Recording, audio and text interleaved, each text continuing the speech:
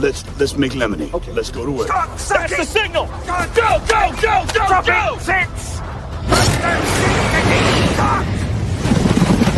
It's beautiful.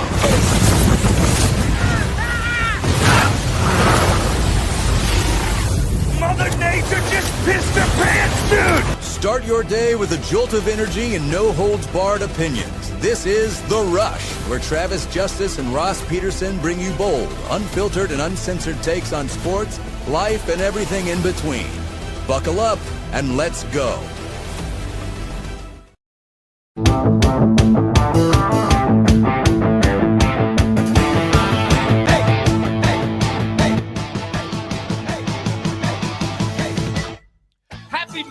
Everybody, welcome to the Rush Radio Show, powered by Willis Automotive. It's so good to have you here to start the week off with us, our last day of June. If you're listening on the rushradio.com, thank you so much. You can also tune us in on the Rush with Travis and Ross Android app, and now on the TuneIn app for all you Apple users out there. If you're watching on YouTube this morning, thank you so much. Give this channel a subscription, give the video a like, and start leaving your comments.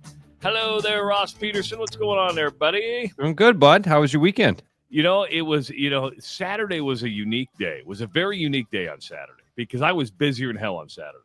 Got up about 6 o'clock in the morning, kicked my wife out of bed. I said, let's go to the Des Moines Farmers Market. Let's get in the car and let's go to the Farmers Market. So we got in the car. We drove to Des Moines. We went to the Farmers Market.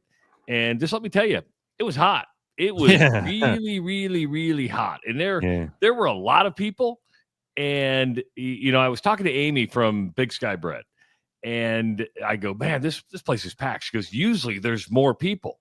I'm like, I can't imagine more people because it was just so hot, so packed. And we walked around. We didn't buy anything. But this isn't a knock against the Des Moines Farmer Market. I want everybody to understand. Be careful because people. I know. I love it. It's a spectacle. It really is. But and we'll get to my visit with you because I went to visit you on Saturday. But I told you, I said, I almost think it's too big. You know what I mean? I mean, it is now. It's going down like every side street. You've got Court Avenue. I go to Anjanette at one point. I go, I love this. There's so many options, but it's almost overwhelming to a point, especially when you have that many people. You're like, man, this is just big. Dude, so I'm kind of a lot of things to it. By big, you mean just the absolute space of it that you have to cover. Yes. Trav, I can't remember the last time I went down there with Audrey and we were actually able to see everything. Because there's so many people, you can't just freely walk. It's not like you're going downtown and walking those streets. You're walking at a very slow pace. It's really, really hard to see. If you wanted to see everything at the farmer's market, you're going to spend several hours down there. It's that old Yogi Berra line.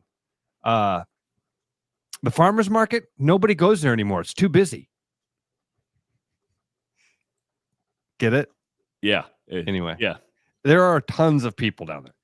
And I think that's it's a funny thing. Oh yeah, that's why I don't go. Why? Because everybody else does. Because it's a zoo down there. If you don't get down there early, and if I haven't been working it, I haven't been down to one recently just because it is. You think about the hassle of getting down there. Because again, my kids usually waking up 9 o'clock, Yeah. So now we're talking about thousands of people down there.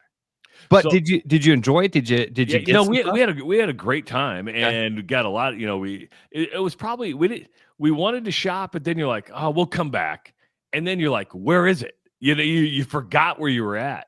It took us. Oh, like if you saw a craft and you're like, we'll come back and get it. I see what you're saying. Yeah. Yes. Now the only one I feel bad about because I stopped to see Amy at Big Sky. And it took me forever to find Big Sky. I know you guys told me where it was, but there's so many tents. And even when you blend in. Trav, even when if somebody was on it's on 3rd Street north of Court. You're in the middle of the road. You're like, I don't even know which street I'm on. Yeah, that was a little bit confusing to me. So we stopped. We talked to Amy for a little bit, and Steve was going to run he was running his breakfast shop right next door, but he wasn't there. I said, hey, we'll come back. And I want to get a picture with you two. Right around that time is when you said, hey, I'm on my way to, my game's almost over. So I looked at Angie and I said, I'm kind of hungry. I go, we could eat here, but I said, I kind of want to sit down. So we actually ended up going to Lamy for breakfast. Oh, and nice. That's why I beat you to your house, is because we were just sitting in Lamy having breakfast. And then we did a drug exchange. Ross and I were on his front porch, and we did a little drug exchange. That's not exactly what happened. I showed him how to set up the Starlink, and he is now tech savvy. Ross is tech savvy, ready to go to Canada with said satellite dish in hand. And I will tell you, Elon knows that I have the Starlink in my house. Yeah, because now I'm getting inundated with Starlink ads. I pulled up YouTube last night, and it was like, hey, watch this 30-minute tutorial on Starlink. Did you watch it? No. Good to go. I'm rocking and rolling. I know how to use it now. Set the thing up. Hit power. There's not even a power button. You plug it in. You plug it in and point it at the sky. That's about as complicated as it is. Yeah. Freaking amazing, man. So that was fun trip to Des Moines. That's nice. It was good to see you guys. So then we got back. I mowed the yard, and we did some other stuff. And then Owen had a show in Red Oak on Saturday night. Right. And it didn't start till 10 o'clock at night. So he went from 10 to midnight in Red Oak, and I didn't get home till like 1 o'clock in the morning. So it was a long day. Yesterday was just kind of nothing, and then Owen and Lizzie and a couple friends came over, and we did pizzas on the Traeger. We made pizza on the Traeger last night, so it was just kind of a relaxing weekend. I see the Traeger and the Blackstones, and the advertising works, man. Marketing works, because I have a hard. I don't have a grill right now. My grill went to pot, and I want a grill, but do I want to bite the bullet for the Traeger or the Blackstone or the? No, if you want to grill, because the Traeger, to me, is a smoker, right? Okay. And we had to bring that thing up to 400 degrees, which is pretty hot for the Traeger, and just to get the pizzas done last night. If you want a true grilling experience, get a grill. We use the Traeger only for smoking brisket, ribs, and I don't smoke. Smoking. So okay, all right. No, I don't smoke. Now so Owen what about has the Blackstone. Now, Owen has the Blackstone, and he lives and dies by that Blackstone. He loves the Blackstone. Yeah. My brother's a big Blackstone guy. But if your brother has one, just borrow his. I saw one the other day, I think at Costco, and I thought it looked like a good price, and I called him. I'm like, hey, I'm looking at this Blackstone, and it was like, I don't remember, whatever the price was, $300. Is that a good deal? He goes, no, don't buy it. Or you could just get a grill and put a cast iron plate on top of it, and you have the exact same thing. And when I grilled, I was literally it was just fire up the propane, throw the meat on, get it medium rare, eat it. Now, your buddy Chris Flagg right now is throwing it right back in my face, saying the Traeger is a fake smoker. Now, come on. Just because I'm not taking actual wood and putting it in there, I'm using pellets instead. You know the real smokers, the people who think they know what they're doing. They'll get like the cherry wood, or they'll get their wood and they'll put it in there and they'll smoke it with wood. I'm using pellets. Who cares? Who effing cares? I didn't know. I'm watching the chat right now. I did not know that Traeger was a polarizing thing. It is a very polarizing thing. What? It's like it's almost like politics. You're either on my team or you're on that team. You're on team wood or you're on team pellet. And there's like no grace to people in between. Listen, Ross knows that I don't have a lot of room in my backyard. I've got my Traeger set up in a nice little place. It's beautiful. It's an awesome setup. But it's not that I would use this thing all the time. So I'm like, okay, it's just pellets. Who cares? I get a smoked flavor. To me, when I did my brisket for the graduation, it took 16 hours. It's blowing Ross's mind away. I'm just so dumb. I'm so dumb. Can I ask you some really stupid questions? And nobody judge me. Nobody judge me. No judgment. No judgment here. Pellets are just wood chips, right? Yes. So people have a problem if you burn the full chunk of wood as opposed to if it's chopped up. And if somebody chopped it up into pellets for you, does that change Some people will tell you, and Charlie's saying this right now, that the old school wood gives you better flavor. Listen, I'm not going to sit there and worry about the flavor. I've never had a bad meal off of my Traeger, so I'm not going to sit there and go, and I'm sure your wood, when you use it, is good. I just don't use it enough to go, God, I'm going to go chop down a cherry tree so I can get that old school cherry flavor. Look at Ray's got it all. The chat's going so fast I can't keep up with it. But Ray said he's got them all. I did not, dude. I just thought that I've never heard anybody say anything bad about the Traegers or Blackstones. Oh yeah, it is polarizing. They're like, you're not a real smoker. You don't know what you're doing. I didn't understand. I didn't know that was a thing. But you know where Traeger was brilliant is they probably got a lot of people who would have never purchased a wood smoker because it seems too hard. It seems too intimidating. It was for me. I'm like, boy, do I want to take wood, chop it up, or even go buy it and sit there and go, okay, what's the right amount of smoke? I don't know how to vary the temperature. To me, they made it dummy proof. I take these pellets, I pour it in the auger, I set the temperature, and I set it, and I forget it. I'm like Ron Pompeo. Set it and forget it. That's all I do. It did smell great when I turned around the corner at your graduation party and that Traeger was rolling. I was like, oh, that's appealing. Yes. So I have and you know what, Ross? You know what else is probably polarizing? There's probably people who have a grill. I have a propane grill. I guarantee there's people listening to this show right now. You don't use charcoal? You don't know what you're doing. You have no idea. If you're not getting the briquettes out there, dousing them in lighter fluid, setting them on fire, bringing them to the perfect temperature, you don't know what you're doing. I guarantee there's people like that. I'm not here to judge. Since I haven't had the grill, do you know how steaks have been done at my house for the last year? On a frying pan? On a skillet. Yes. Yep. On a skillet, just like Gordon Ramsay. And I'm not here to judge. Because you can get a really good steak off a cast iron frying pan. Oh, man. But food and the way you prepare food can divide people. Wow, so polar. I just thought that the Traeger and Blackstones were like, I don't know. I universally accepted. I didn't know that there were and I should be careful because I haven't really seen any anti-Blackstone. But I've seen some folks say, the Traeger. And then other people are saying the Traeger, like I've seen several people post this, that the Traeger is great for everything. That if like, I've tried to use it for steaks and stuff like that. It doesn't. I'd much rather use my propane grill. It's faster. I can get the temperature up a little bit higher. That's my thing with the skillet, man. I can cook a steak in minutes. You throw the skillet in the oven, you preheat the oven, you get the skillet to exactly what you want it. Pull it out, throw some butter in, bam. Steak, couple minutes, you're done. Like Owen the other day, he made some pork chops that were incredible. He started them in the oven, right? Yeah. And then he put our cast iron skillet on the propane grill, shut the lid, got the skillet up to temperature, and then seared them on the skillet, which was on the propane grill.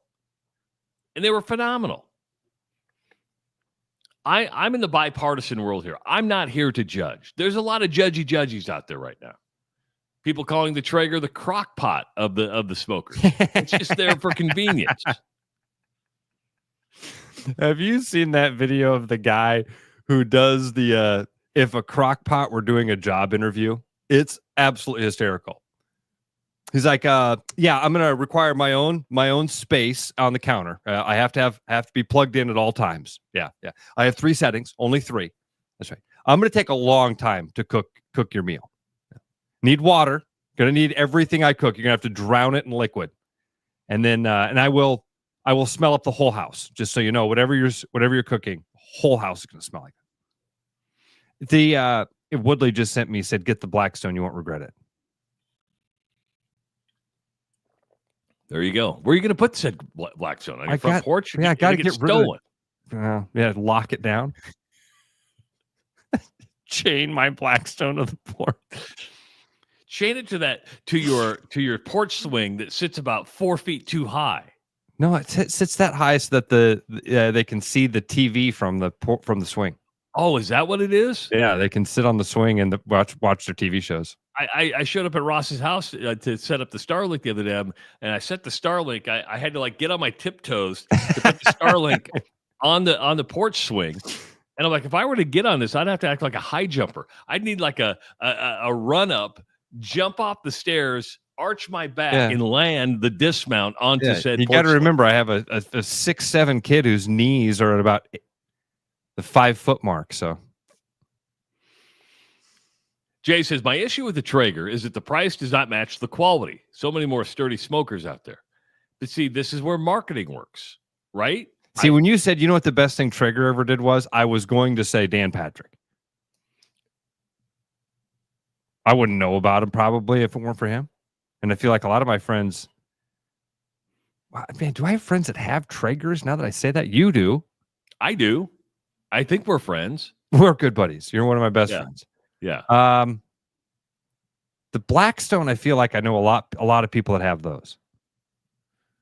You know, now that I'm saying this out loud. Now that I'm saying this out loud, I think my dad just has a Blackstone sitting in his garage. Just sitting there? It just, for occasions. I'll just ask him if I can just, lock that one to the porch. I would like a Blackstone, but I really have no place to put it. So I'm like, I'm not going to get one. And you can get smaller ones now, but I'm just not. I'm like, okay, if I want to fry something, I'll just use a frying pan. What about, I saw this one get mentioned a few times earlier. This was like the first one that I remember being huge, where all the guy, like, let's just be honest. The machismo marketing worked. Where guys are like, oh, you got to get the big green egg. But what's happened to those? Are those still around? I think they're still around. Are they? They've just Traeger and Blackstone have wedged their way into that market. Well, they're so damn, to me, they appear so damn heavy. And the shape of it doesn't like do well for my backyard. I'm like, where am I going to put this egg-shaped thing? And the circumference of it, it's like, can I get as much on there as I want? I'm sure I can, but again, they seem like they were really popular for a while, and I still think they are. People that had them would love. I mean, a lot like the Traegers and the Blackstones, where if you know somebody that has one, they're like, "Oh, this thing's great." Who was we had a listener back in the old show that would do a lot of like pork chops, and he would do it all on the big green egg. BJ Hoffman. Yeah, that's who it was. BJ. Yep. Yeah. BJ won a contest. Man, you just pulled on a memory file there, dude. BJ, and now there's more of it coming. BJ ended up getting into politics. BJ won that contest for the Iowa pork producers.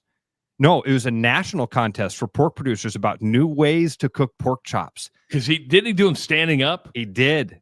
Bone down. Wait, no, bone up. He would stand him up with the bone on top because there was something with flavor from the bone coming down into the meat. I remember. I'm still friends with BJ on Facebook, and I could, got into politics for a while. I think he might still be doing that. Is he doing some nursing too? That I don't remember. That's not in the memory head there. Fun guy, really nice guy. I like BJ. Call our buddy Brooks Reynolds and say, "Hey Brooks, we're just gonna have everybody bring a Traeger, a smoker, a big green egg, and we're gonna hang out at JR South Pork Ranch and just have." Dude, what we should do? We should try to set something up like Brookwood. I'm gonna be going to Brookwood this week to load up on stuff for my trip to Canada. But wouldn't it be? That's a good idea to do we always have these good ideas. And then we have a blind taste test. What tastes better? The Traeger, the big green egg, the Blackstone, the propane, the charcoal, the pit fire. And we just taste it and go, yes. And we all just get to sit there and sample stuff. And we just eat food. We just eat protein. That's what we're talking about. You get one steak and you get one pork chop. You know, when Brooks what at Bacon Fest, is all of that bacon prepared the same way? Yeah, I think they just throw it in the oven. They just have those giant ovens that they cook them in? Yeah, the giant ovens. It's the only way you could probably mass produce bacon that much, right? I mean, we're talking thousands of pieces of bacon. Brooks would be the guy I would ask. Yeah, it's just easier to throw it in the oven and get that stuff done if you want to do it in mass quantities like that. Yeah, I was watching. I didn't know bacon was so polarizing. I was watching a chef video, scrolling the reels, and there was a chef who's, bacon was never meant to be crispy. You're never supposed to have crispy bacon. Oh, what a shame. What a shame. I mean, do you want it limp with just fat all over the place? Again, it's a preference. I'm not here to judge. I'm with you. It's a preference. Yeah, it's a spectrum. It is. Not here to judge, but, I like my bacon crispy. Everybody's allowed to have their opinions, but silly ones have to be pointed out. Ryan says bacon is like ranch, so overrated. Ryan, get out of here with that. We don't allow nonsense like saying bacon is overrated. Boo this man. And Tyler's right. Crispy bacon is the way to go. You can eat your bacon however you want, but I will make judgments about you. Yeah. It's kind of like when you go to a really fine dining restaurant and you order a high-priced steak, medium to medium well. You deserve to be punched in the face. Yeah. They should go, what? I've actually said to somebody as I'm sitting there, it said, I don't want to sit with you. If you're going to order that steak, medium to medium well, be gone. Away from me, you peasant. Do not, if I don't see like blood coming out, because I'd go probably medium rare to the rare side. But man, beef is so expensive. I was at Costco yesterday, and I was like, just for sirloin. Sirloin was like 6 steaks was like $80-some. I'm like, what? Yes. Beef is crazy. Hy-Vee gets me with their they do 5 for 25. Ooh. Every time it gets me. Got a freezer full of those damn packages, those stickers on them. I was like, I can get 5 things for $25. I can't pass this up. They look at the freezer. I'm like, date. Yeah. It expires in 12 hours. It says eat or freeze by. Eat or freeze by. Come on, kids, we got to get home. Why? Because this needs to get in the freezer in the next 3 hours. That is why. We cannot delay here. There's no delay. We're going home first. But, Dad, we're going to Adventureland. We're going to the freezer first. Last thing that I bought that I had to race home to the fridge. I got my beer for the trip up to the island. Got some Old Tavern. Did you? You found a 12-pack or did you find a case? My buddy Alan, he heard me last week say that I was thinking about getting some and asked Bruno. And Bruno, of course, was all the help Bruno is. Yeah, very non-committal. Hey, Bruno, where can I get your beer? Where beer is sold.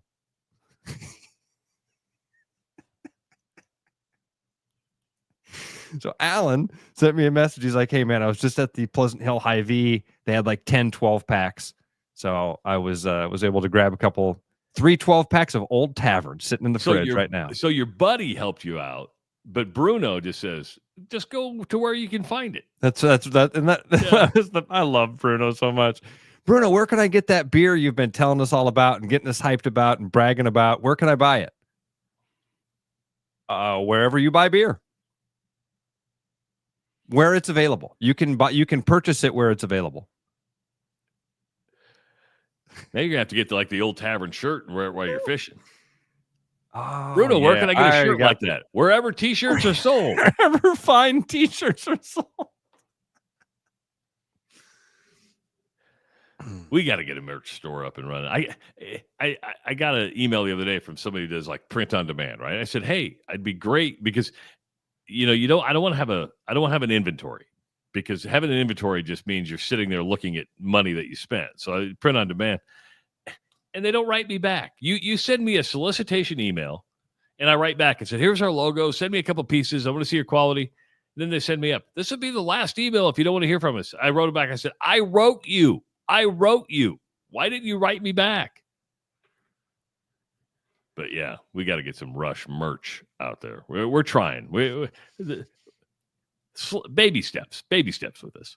515-517-2303. That's the number to call if you want to participate in the show with us. I want you to be prepared for a Monday here, okay? Because grilling, bacon, Traeger's, green eggs, none of those were on my rabbit hole wish list today. I know. I have about 4 baseball rabbit holes today. Really? I got a couple of baseball rabbit holes that are kind of interesting. I mean, the Rockies. Are the Rockies interesting? It's a story, but is it interesting? But are they losing anymore? They're off. It's the worst 81 game start in history. So, I mean, again, so is that not really a rabbit hole, more of just a poke the turd. Make it stink a little. Make it do its trick. I think once they got over 10 wins, we're like, okay, we'll just ignore. It was like it's story, man. They're on 8 wins. Can you believe that? Once they went over 10, you're like, oh, let's just forget about them now. Travis thought they were going to lose 150 games this year. I did. I really did. I thought, man, 12 and 150. I thought that was going to be a thing. I thought it was going to happen. But once I realized that was over, I'm like, I'll forget about them now. Okay, so that's not really a rabbit hole, I guess. The other, maybe not also not a rabbit hole. I did see the other day, yesterday was the anniversary, and I want to make sure I got this right. Yesterday was the anniversary of Moonlight Graham. What was that, like 120 years ago? I was just going to see. I wanted to make sure I had that right about when that was, because I just seen that yesterday on one of my things of like, oh, hey, cool. Well, I'll let you find it because I'm going to let you in on a little secret when we come back and talk about Moonlight Graham. Uh-oh. Let me in on a little secret. No, I'll let you know when we come back. It is the Rush Radio Show powered by Willis Automotive. The Rush Radio is now on the free TuneIn app, allowing you to enjoy the show on Apple products and Android Auto. Download the free TuneIn app and search The Rush Radio to take Travis and Ross wherever you go. Your house wasn't built for bats, birds, or raccoons, but try telling them that. At Bats and Bugs Pest Solutions, we've been helping Iowans take back their homes for over 20 years. We use cost-effective, eco-friendly methods to solve wildlife and pest problems the right way. Whether it's bats in your attic, birds in the vent, raccoons in your chimney, or moles in your yard, we have long-term solutions. Call Bats and Bugs Pest Solutions today at 515-218-3400, and let's make sure your home doesn't become their home. The Royal Mile, where everyone's a wee bit British. The Royal Mile is downtown Des Moines' living room with classic pub favourites. Pair them with a glass of whiskey or an expertly poured Guinness. It's bloody brilliant. The Royal Mile, a proper British pub. There's always something new at Fong's Pizza. The patio is open and ready for you, your friends, and an ever-changing menu of tiki drinks. Or try our new noodle dishes alongside your favorite slice.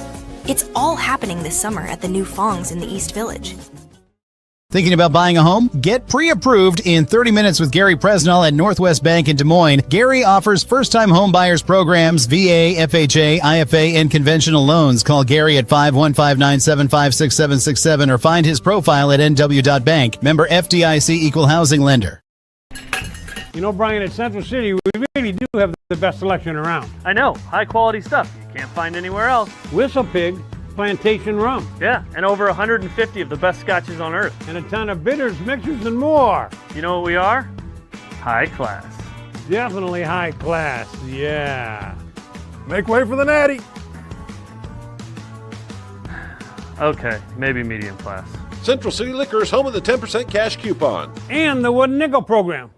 Brennan Santone here with Willis Cadillac. It is officially summer. Behind me I have a beautiful CT5 Blackwing with over 600 horsepower and drift metallic. It is available on our show floor. We also have EV Conquest on all of our EV models. We do have some lease loyalty just for owning a 2012 or newer Cadillac as well. And also we have gotten several new CT4s and 5s in. Come check out this summer what we got going on over at our Clive location or check us out at williscadillac.com. There's a new spin on casual dining near Drake University. Lucky Horse Beer and Burgers. Craveable faves, flatbreads, delicious burgers, frozen cocktails, and a crazy cool vibe. Get to Lucky Horse Beer and Burgers today.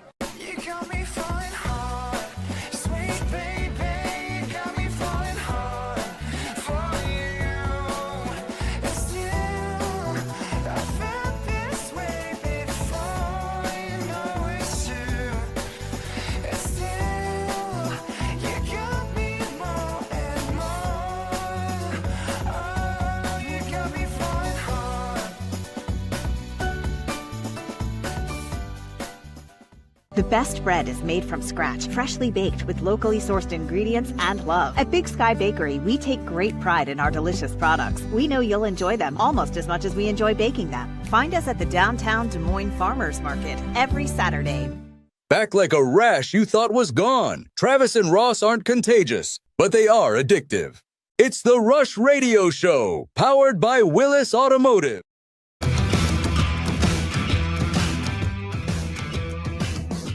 Welcome back to the Rush Radio Show, powered by Willis Automotive.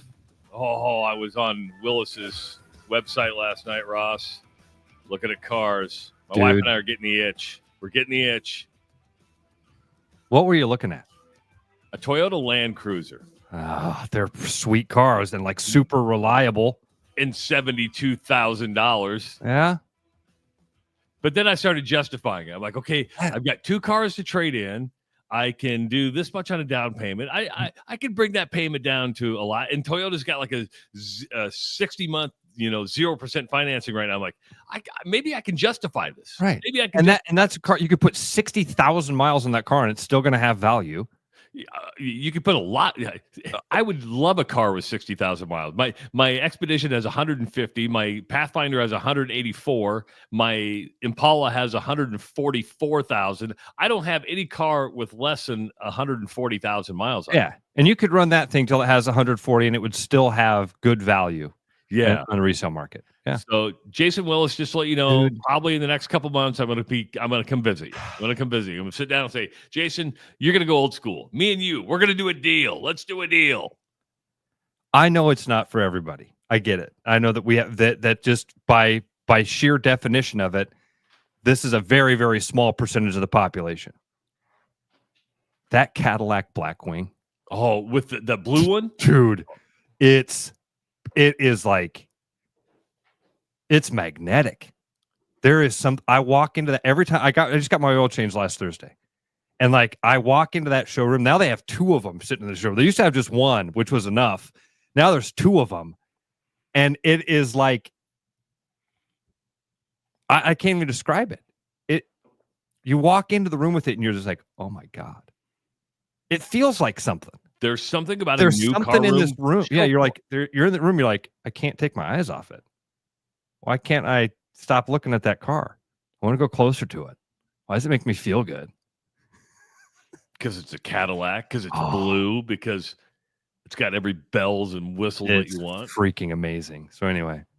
So when you're looking for a car, make sure to go to Willis Auto, because they've got all makes and models. They help you with everything for you. The detail your car, they can help you with service and maintenance and all that stuff. Yep, awesome place, locally owned and operated, wonderful folks. All right, so I'm going to let you in a little secret. Okay, come here, because I don't want everybody to know. It's just between you and I. You were talking about Moonlight Graham. Just us gals talking. Just us gals talking. Okay. I thought he was a fictional character. Oh, no way! I did. So it wasn't until this morning that I learned that Moonlight Graham was not a fictional character. No way! Wow. Yeah. Yeah. Hey, we all have those moments. Maybe it's because he didn't get a Major League Baseball at bat. Maybe he just played, 1 half inning before he went back to the minor leagues. Maybe because he was so well portrayed by Burt Lancaster. Yes. I just thought he was a small town doctor in Minnesota that was fictionally written for Field of Dreams. Had no idea that Moonlight Graham was a real player. Yeah, what a great moment, man. That's a magical cinematic moment. in my life. Maybe it's because it was Iowa and baseball and all of those things. But man, when Kevin Costner leaves that hotel room with James Earl Jones and he's walking through the street, and then all of a sudden he's in 1960 Rochester, Minnesota, and he goes and he talks to that is okay. Now I have another. So cool. Now I have another dumb question. Oh man, I didn't know why I was here, but I think it's to ask you this question: if you could go back and do it one time, would you do it? I'd wink at that picture, make him think I knew something he didn't know. What a great movie, dude. Okay, now I have a follow-up question to Moonlight Graham, and maybe you can help me out. Okay. Because you seem to be the Moonlight Graham expert. You are the subject matter expert. You're an SME, as we call them in the corporate world. SMEs. Who's our SME on this? Was Moonlight Graham really a doctor in Rochester, Minnesota? He really was a doctor in Rochester, Minnesota. Yes. Before I get out over my skis on that, I'm almost certain that's the story of that was true. He was a doctor. Yep. He was had a medical career, got his doctor of medicine from the University of Maryland, ended up practicing medicine in Chisholm, Minnesota. Did I say Chisholm? Yeah, Chisholm, Minnesota is where they're at. Doc Graham, as he became known in his career, served the people of Chisholm for 50 years. From 1909 to 1959, he was the doctor of Chisholm schools. And here I thought it was all made up. I thought it was just fiction. Yeah, died in 1965. His wife died. I just saw this earlier that his wife died shortly after. But what I don't know is whether or not dude, we should reach out to Tim Flattery. Remember Tim? Tim has he's Moonlight Graham on Twitter. He has the Moonlight Graham podcast. He played baseball at UNI. Super fun guy to talk to. And he would know all this stuff. He'd know all. He's like a historian about him for real. Well, I'll let you do that. We've got some interviews tomorrow. Wednesday would be a good day if you want to reach out to him and try to get him, because this would be I would become enlightened. So I thought I knew that Moonlight Graham was real, and then Field of Dreams did such a good job of convincing me of that I thought Terrence Mann was real. That's the character that James Earl Jones plays. He's the writer. Yes. Yeah, and they show, like, in the movie, they like show the books that he wrote and like shows the covers of books, and it's like, oh yeah, he was this famous writer. Terrence Mann was not a real person. See, I would have believed Terrence Mann was a real person before Moonlight Graham was a real person. Now I want to talk to the writers of the movie.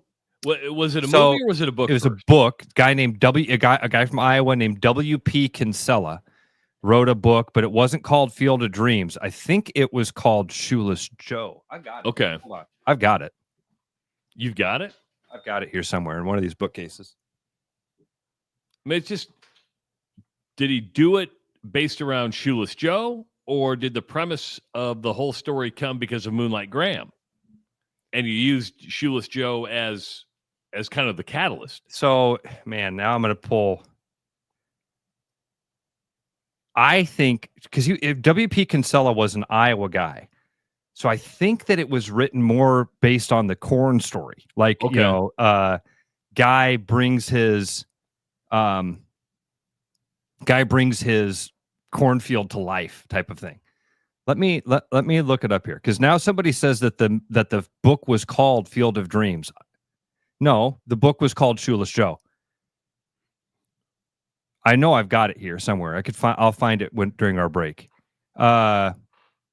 He wrote the book back in 1982, novel called Shoeless Joe, and then they adapted it into a movie by 1989. Well, that didn't take long.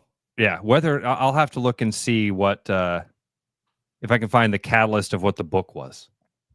Field of Dreams is one of those movies that when you see it on, you just stop and watch it.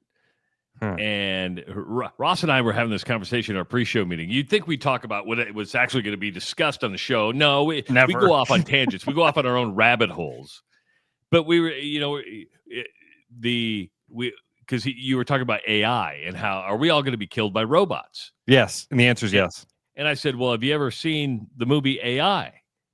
And you're like, you mean iRobot? I said, no, the movie AI, which starred Haley Joel Osment back in like 2001. And you had never seen it. And I said, then we started talking about what was that M. Night Shyamalan movie that he did? The one with Bruce Willis. Yes. Sixth Sense? Is that what that one was called? Yeah, The Sixth Sense. Why are some like The Sixth Sense? I've seen it. Once I watched it, I never wanted to watch it. Loved the movie. Loved the whole thing. But now that I the ending, I don't want to watch it anymore. Never, ever want to watch it. It pops up every now and then. Field of Dreams pops on. I'm going to watch Field of Dreams. Godfather Part 2 pops on. I'm going to watch them. Forrest Gump pops on. I'm watching it. The ending to Usual Suspects, but there's something about Usual Suspects. You're like, okay, I'm going to watch this. Why is it we watch some movies, and my wife despises me for this because she's like, you're always watching the same thing. I go, yeah, because I love them. I love it. It brings in emotion. And kind of like music, right? I mean, why do we listen to songs over and over again? Is it an endorphin? Is it the way we make it feel? I don't know why I watch something on repeat and I like something over here in The Sixth Sense, but don't want to watch it anymore.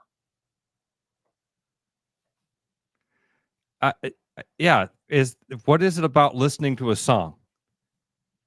And for a couple of minutes, it puts you in some place. Yeah.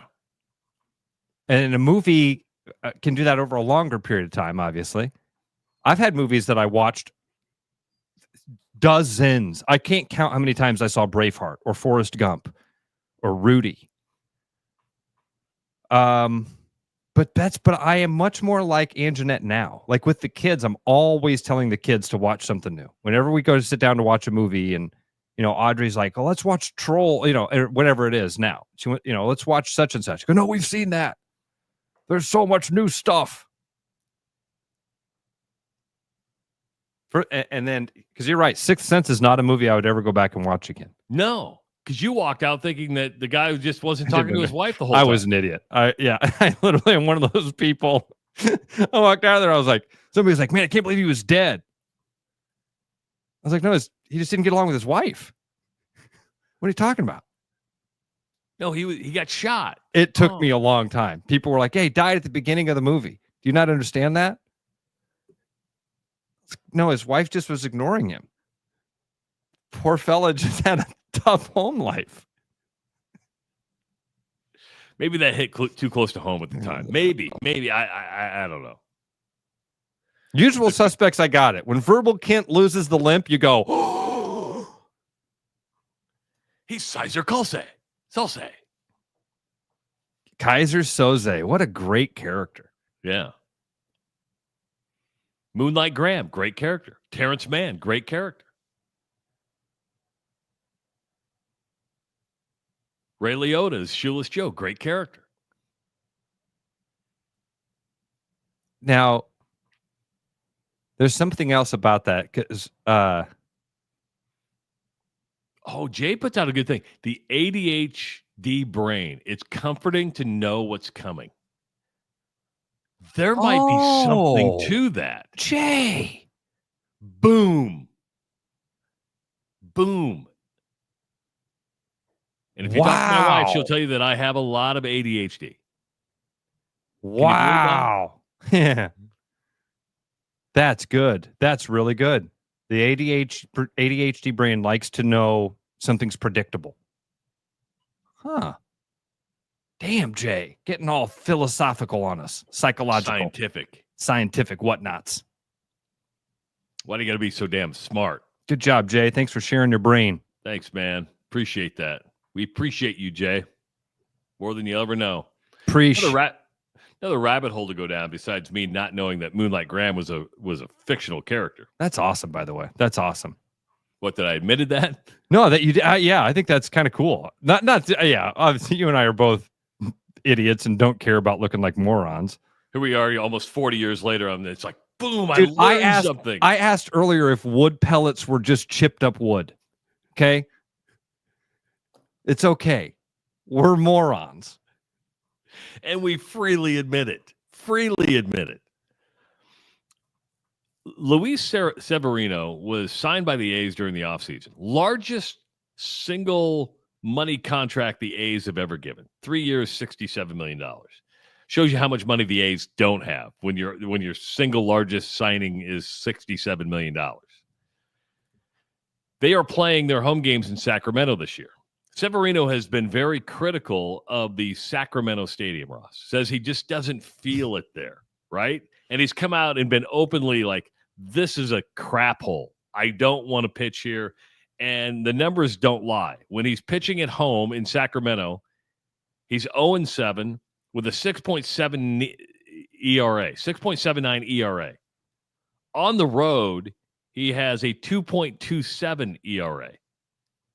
And they're saying the A's now are like sick of him criticizing the stadium, and they're ready to trade him. Like, you know what? We just keep your mouth shut and pitch, but but it's hard, right? Because if you're 0-7 and you're giving up, 6 earned runs a game at home, you're getting asked about it all the time. What's wrong with you? Yeah, before the game, he's going to be asked about it. How do you feel about going back to the place where you've been getting rocked all the time? And baseball's such a mental game that's in your head. He's walking out to the mound thinking about balls banging off the wall. I mean, I guess my question is, and this would have to be a question to a Major League Baseball player. Does the stadium matter? Do your surroundings matter? Or is it you walk into a ballpark and you have 8,000 to 10,000 people there, which all you were going to have at Oakland Alameda Stadium, by the way, because nobody showed up for games? Or does it the feel of walking out into a real legitimate big league stadium give you a different sense of just, yeah, I think yes, and yes. Like, yeah, I think that you're onto something there. Like, it is that feeling. Man, we were just talking about when you walk into that Willis showroom, right? And you walk next to that Blackwing Cadillac, you go, whoa. When you walk into a place, you feel it. When you walk into Wrigley Field, I think most of us have been there. There's something magnetic about the building. And I think that when you're tuned in like that, I think that's what's happening here. I think that you're nailing it. He either is a guy that he pitched for the Yankees. He's had just think about it. You go from Yankee Stadium as your home stadium to a minor league field in Sacramento. And then people go, well, how come you aren't performing here? I don't like it here. I don't like it here. Well, can't you just turn that off and go, no, I don't know what you're saying. I don't know what you mean by turn it off. I can't do the thing I can't do my trick. I can't do the thing I'm good at here. I don't know why. Baseball's such a weird game, dude. Have you seen that thing with Derek Jeter? Derek Jeter, this is a long time ago. I'd never seen this clip. He's in a room with Michael Jordan, Serena Williams. I wish I could remember who the other people are. They're talking about being great. And Derek Jeter says, baseball is the most humbling sport. And you can see, of course, Michael Jordan doesn't take he takes everything as a slight. Well, what do you mean? How is baseball more humbling than all the other sports? And he says, well, if Michael takes the perfect shot, it's going to go in. If Serena hits the perfect backhand, she wins a point. I can hit the perfect ball and get out. It's a humbling game. And you have all these stories of guys like Scott Brocious, who played for the A's and sucked, gets cut from the A's, ends up getting picked up by the Yankees, and wins a World Series MVP.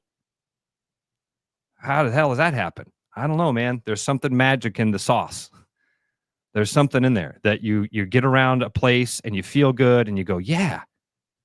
I hope everybody has had that in their life where you've walked into a place of work and gone, this is home.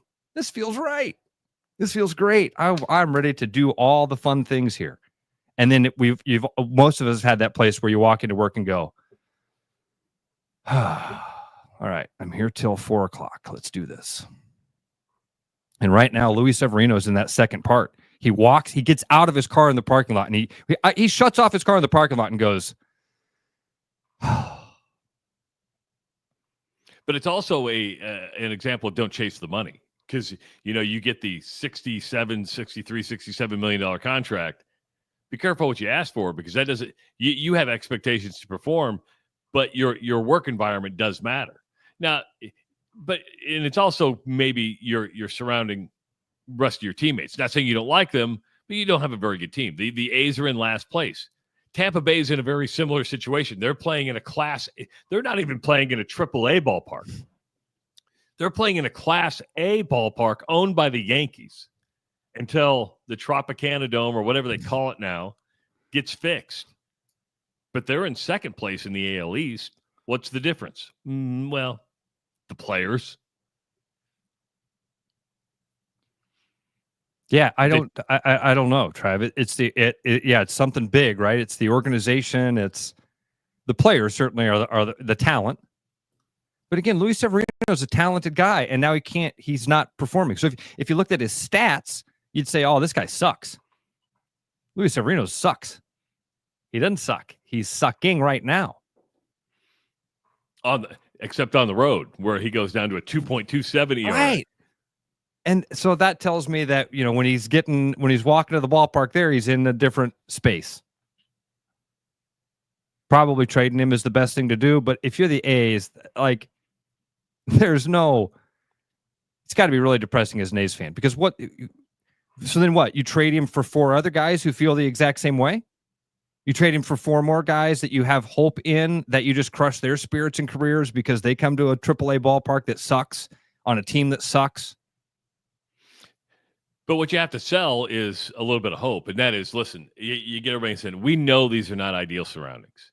In 2027, you are going to move into, or 2028, you're going to move into what is going to be one of the finest Major League Baseball parks out there, brand new. But Travis, these guys are professional athletes. They know. You're not saying to a professional athlete, you might be saying that out loud. Any professional athlete with a brain hears you saying, we will be there. You won't be a part of this team. You're a minor league player. That's why you're on the Oakland A's in 2025. In 2027, the A's are going to be sweet. We're going to have all the money. We're going to have a brand new stadium. We're going to have all the free agents. You won't be a part of that. Thanks for helping us get there, by the way. There is something about, hey, where are you going? I'm going to the show. I'm going to the show. And you pull up into a surface lot in Sacramento and go, I'm not in the show. Got to walk from left field to home to the dugout. Did you see when the coach got thrown out of the game the other day? Manager had to do the walk of shame to left field. Oh,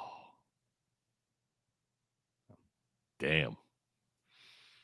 One other baseball story I want to get to. By the way, coming up at 7 o'clock, Brian Harden, athletic director at Drake University, going to be joining us. The news broke on Friday that Drake is going to opt into the house settlement and participate in revenue sharing. And I guarantee that was not an easy decision to make. There are a number of schools, maybe of Drake's size and stature, that had to look at the finances of the whole thing and go, okay, is this the right thing for us? And it'd be fun to talk to Brian about what went into those conversations, why they felt now was the right time to opt in, and how do they attack that. But again, Brian Harden going to join us just after 7 o'clock right here on the Rush Radio Show, powered by Willis Automotive. This will be one of those things where half the people listening to the show right now won't know the guy we're talking about. The other half will go have a very strong opinion about it. But Dave Parker passed away over the weekend. He's 1 month from being inducted into the Baseball Hall of Fame. 1 month. 1 month away.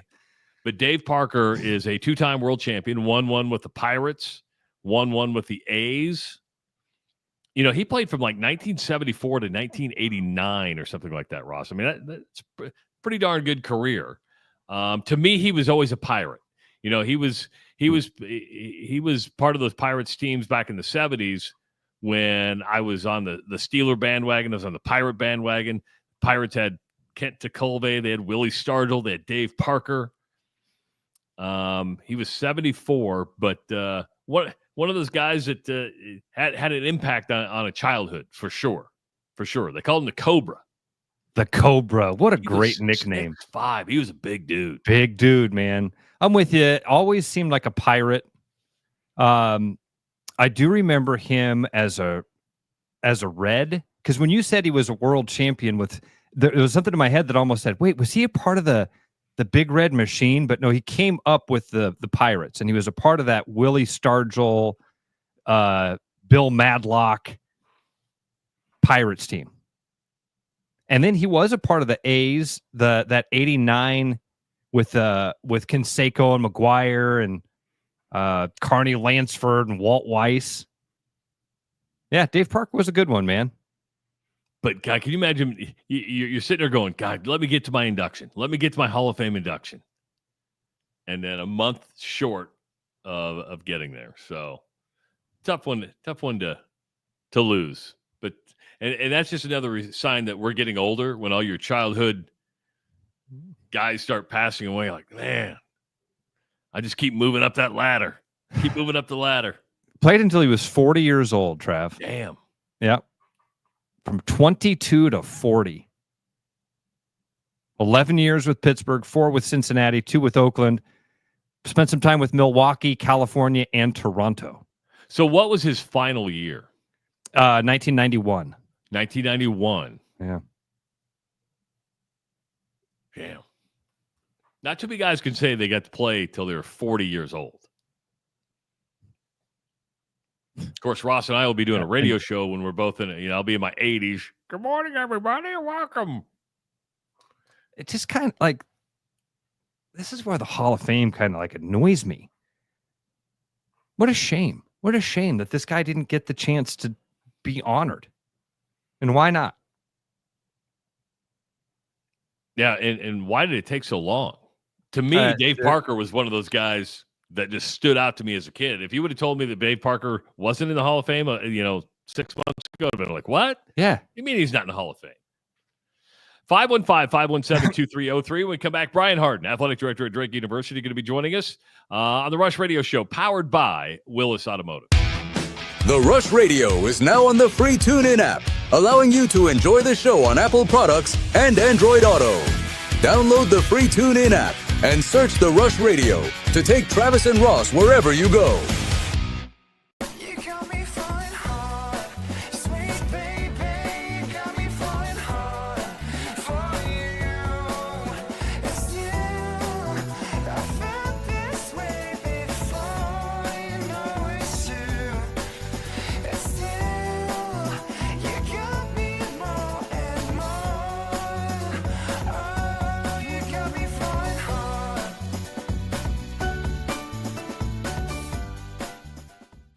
Your house wasn't built for bats, birds, or raccoons, but try telling them that. At Bats and Bugs Pest Solutions, we've been helping Iowans take back their homes for over 20 years. We use cost-effective, eco-friendly methods to solve wildlife and pest problems the right way. Whether it's bats in your attic, birds in the vent, raccoons in your chimney, or moles in your yard, we have long-term solutions. Call Bats and Bugs Pest Solutions today at 515-218-3400, and let's make sure your home doesn't become their home.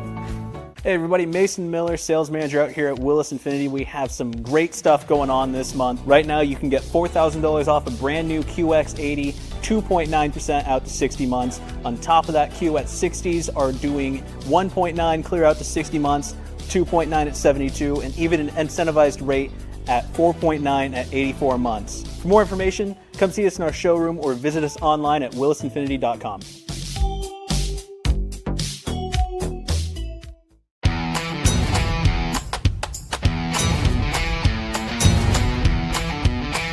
Largest selection of German beer in the world?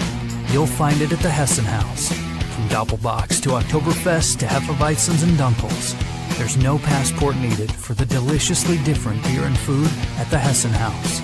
So grab your friends and make it a fun night out. The Hessen House, 4th and Court, Des Moines. Brian, at Central City, we really do have the best selection around. I know. High quality stuff. You can't find anywhere else. Whistle Pig, plantation rum. Yeah, and over 150 of the best scotches on earth. And a ton of bitters, mixers, and more. You know what we are? High class. Definitely high class, yeah. Make way for the natty. Okay, maybe medium class. Central City Liquors, home of the 10% cash coupon. And the wooden nickel program.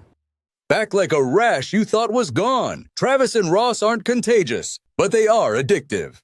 It's the Rush Radio Show, powered by Willis Automotive. Hour number 2 of the Rush Radio Show, powered by Willis Automotive. Thanks so much for joining us on a Monday. Good to have you here. If you're listening at therushradio.com or on the Rush Radio app or the TuneIn app, thank you so much. If you're watching on YouTube, give this channel a subscription, like the video, and, of course, start leaving your comments in the comments section. We're here till 8 o'clock today. On Friday, Drake University announced that it was opting into the House settlement and will participate in the new world of college athletics. And we thought, you know what? Who better to bring on and talk about this than the athletic director at Drake University? Am I saying that right, by the way? Can I just call you an athletic director, or is it vice chancellor of athletics, or do you have a name behind your title that's sponsored and all that stuff? Oh, I've got lots of names people call me, but so I'll always kind of get on folks that, I'm not an athletic director. At one point in my life, I might have been an athletic director, but I'm now probably an athletics director, because I don't think athletic director would be like an adjective. You're describing what kind of director I am. And at one point in my life, I was athletic, but not anymore. I'm a director of athletics. Therefore, I'm an athletics director. But no, I don't have any fancy vice chancellor, vice president, associate, this or that. It's just. Yeah. Well, what and now very real. What about like this new title that's been floating around college sports of general manager? You're kind of going to be a general manager now, aren't you? That I am. Yeah, that's something that I've actually had conversations with some colleagues of mine at a couple other schools. They're trying to figure out, okay, are they doing that or not? And at some places we've seen the general manager title floated out there, but how college is using it is so different than how the pros use it. I mean, the pros use like that. That's like you're one level beneath ownership, and like and like the team president.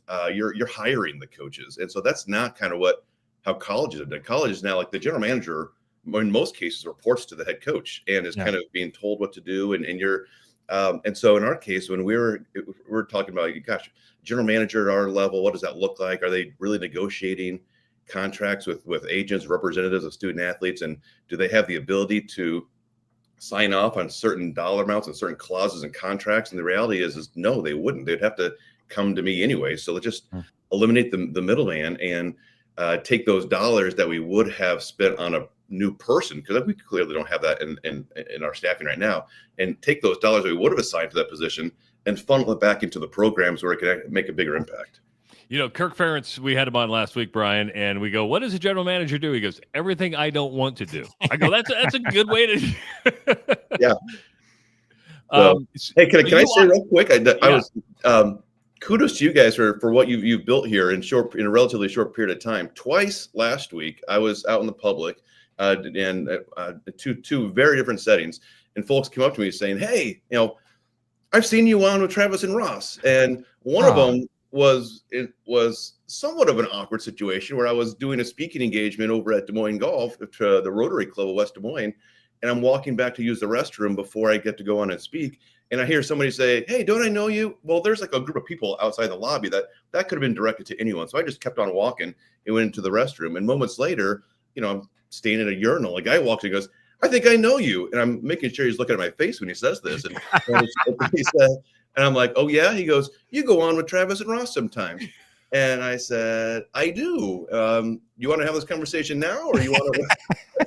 And he goes, "Oh, I just love when you go on there." And I'm like, so anyways, you've got a big fan base, including fans who like to follow others into a restroom. That's our prime demo. That's our primary listenership. Yeah. So congrats. But seriously, congrats to you guys for what you've done in a short period of time to ramp this thing up here. Thank you. We plan on doing a lot of marketing on urinal cakes. So when you how much would that cost us in the Nap Center to put the Rush urinal cakes in the Nap Center? Well, it'd be a lot less if we could put like a Bradley logo on there too. So it'll be all right. I like it. All right, let's get into the nuts and bolts here, because I am curious about what this means, and how All of it. The process of you opting into this, Brian, what that looked like, how that decision was made, what the pros and cons were. So can you just kind of start at the beginning for us? I know that's an open-ended question there, but when did this conversation start, and how was the decision made? Well, it started as soon as it was introduced a long time ago. I mean, something like in the last year or so, whenever it was kind of introduced that this is the path that schools have to make a decision whether they're going to opt in or opt out. And here's what the terms that were presented, and trying to figure out what that meant for us. And our biggest hangup along the way had always been the roster piece, and it really, because as I think I've mentioned on the show before, I mean, for us, I mean, we need to have, as many student athletes at Drake as possible. 375 has kind of been our sweet spot here the last handful of years. And so, but we would have needed to drop down some of our roster numbers in a few of our sports, primarily football. So we talk about Joe Woodley and coming into the door here, he wants to have over 120 guys on his roster this year. And, we should give him the ability to do that in year one, as he's trying to build up something like what he had at Grandview. And if we were going to opt in for this year, if they hadn't added in the grandfathering clause, we would have needed to reduce down to 105, by I think like the 7 days prior to our first game. So third week of August, we would need to be at 105. And that would have had a real impact on our overall operating budget for athletics and for the university. And so we were really kind of trying to figure out, can we make this work? And then Judge Wilkin came along and said that we basically told the A4 and the NCAA that she doesn't want any current or incoming student athletes, incoming only by graduating high school seniors, rising college freshmen, to lose a roster spot, to be able to be grandfathered in. And so when that happened, and then it was outlined what that looked like, that really accelerated our conversation then of how we could participate in this new world. And Makes sense. Yeah. So now we can figure. Now we don't have to lose, a couple dozen roster or student athletes from 3 or 4 different sports. And so we can stay at this number. And actually, those student athletes who receive this designated student athlete tag, that could be a real benefit to them in the years to come, because now they're safe. Like whether they're at Drake or if they go somewhere else, they're going to be protected. So they'll always have a protected roster spot for the life that they're in college. So there are some unique aspects to wanting to get that tag. Once we figure that piece out, then it quickly turned to, all right, how are we going to go about doing this?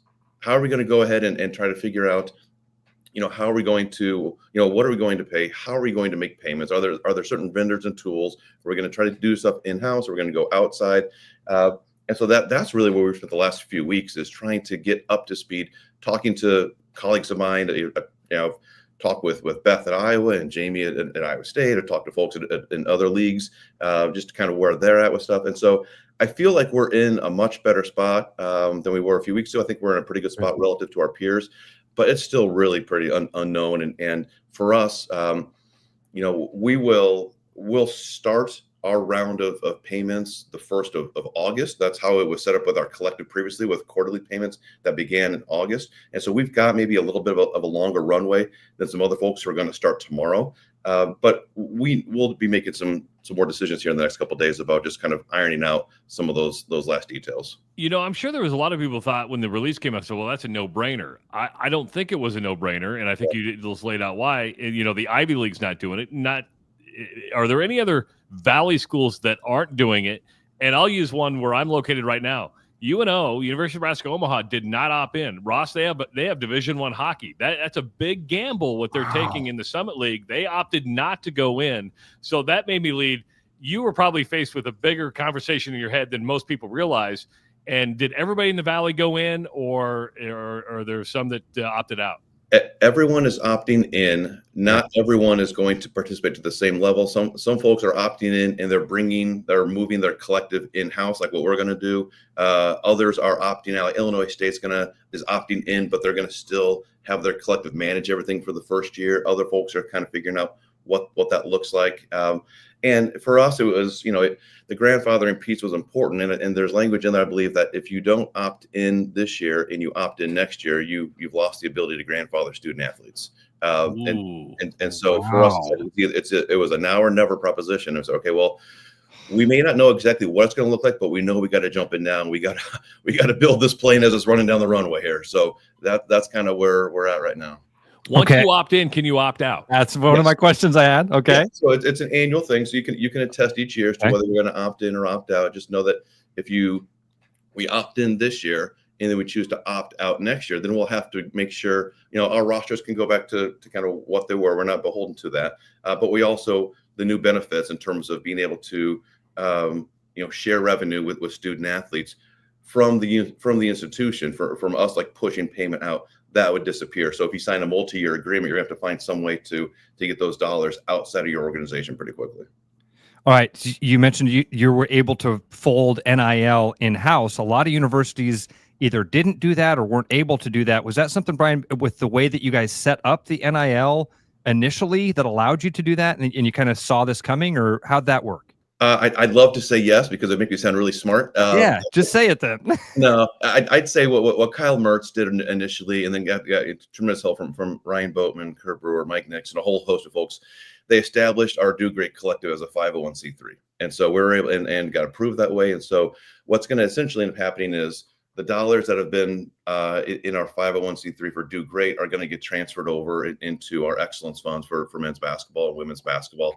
And then we're going to identify a third partner that we're able to kind of push the dollars out to, who then will handle the distribution to our student athletes. And so that helps, it has helped in a lot of different ways, but it primarily just it gives us a chance to work with our collective more. And I'm going to end up actually setting up an advisory board for a lot of the folks who were running the collective over the past few years, that we're going to meet, frequently, so that I want to make sure that how we are acting with the university taking over this is consistent in the manner of how they set it up. So still doing some stuff in our local community, making sure that we're following up and identifying the right people and businesses that we want to try to work with, because the reality is we're now having to increase our efforts for our fundraising arm within Drake Athletics without increasing any staffing. Like, we're not bringing people over. Like, Brent Bloom is going into Iowa State's athletics department. Yeah, we're not doing that. Our folks who were operating Do Great were all volunteers. None of them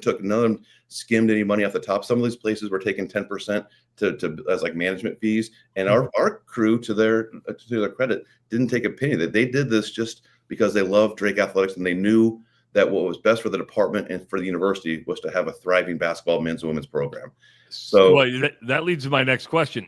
I'm going to assume that men's basketball is your only revenue sport, besides the Drake relays, obviously. But wait a minute. But now stop right there. Can I just pause? Wouldn't football be a revenue generator because of the tuitions? So yes. So I would say it.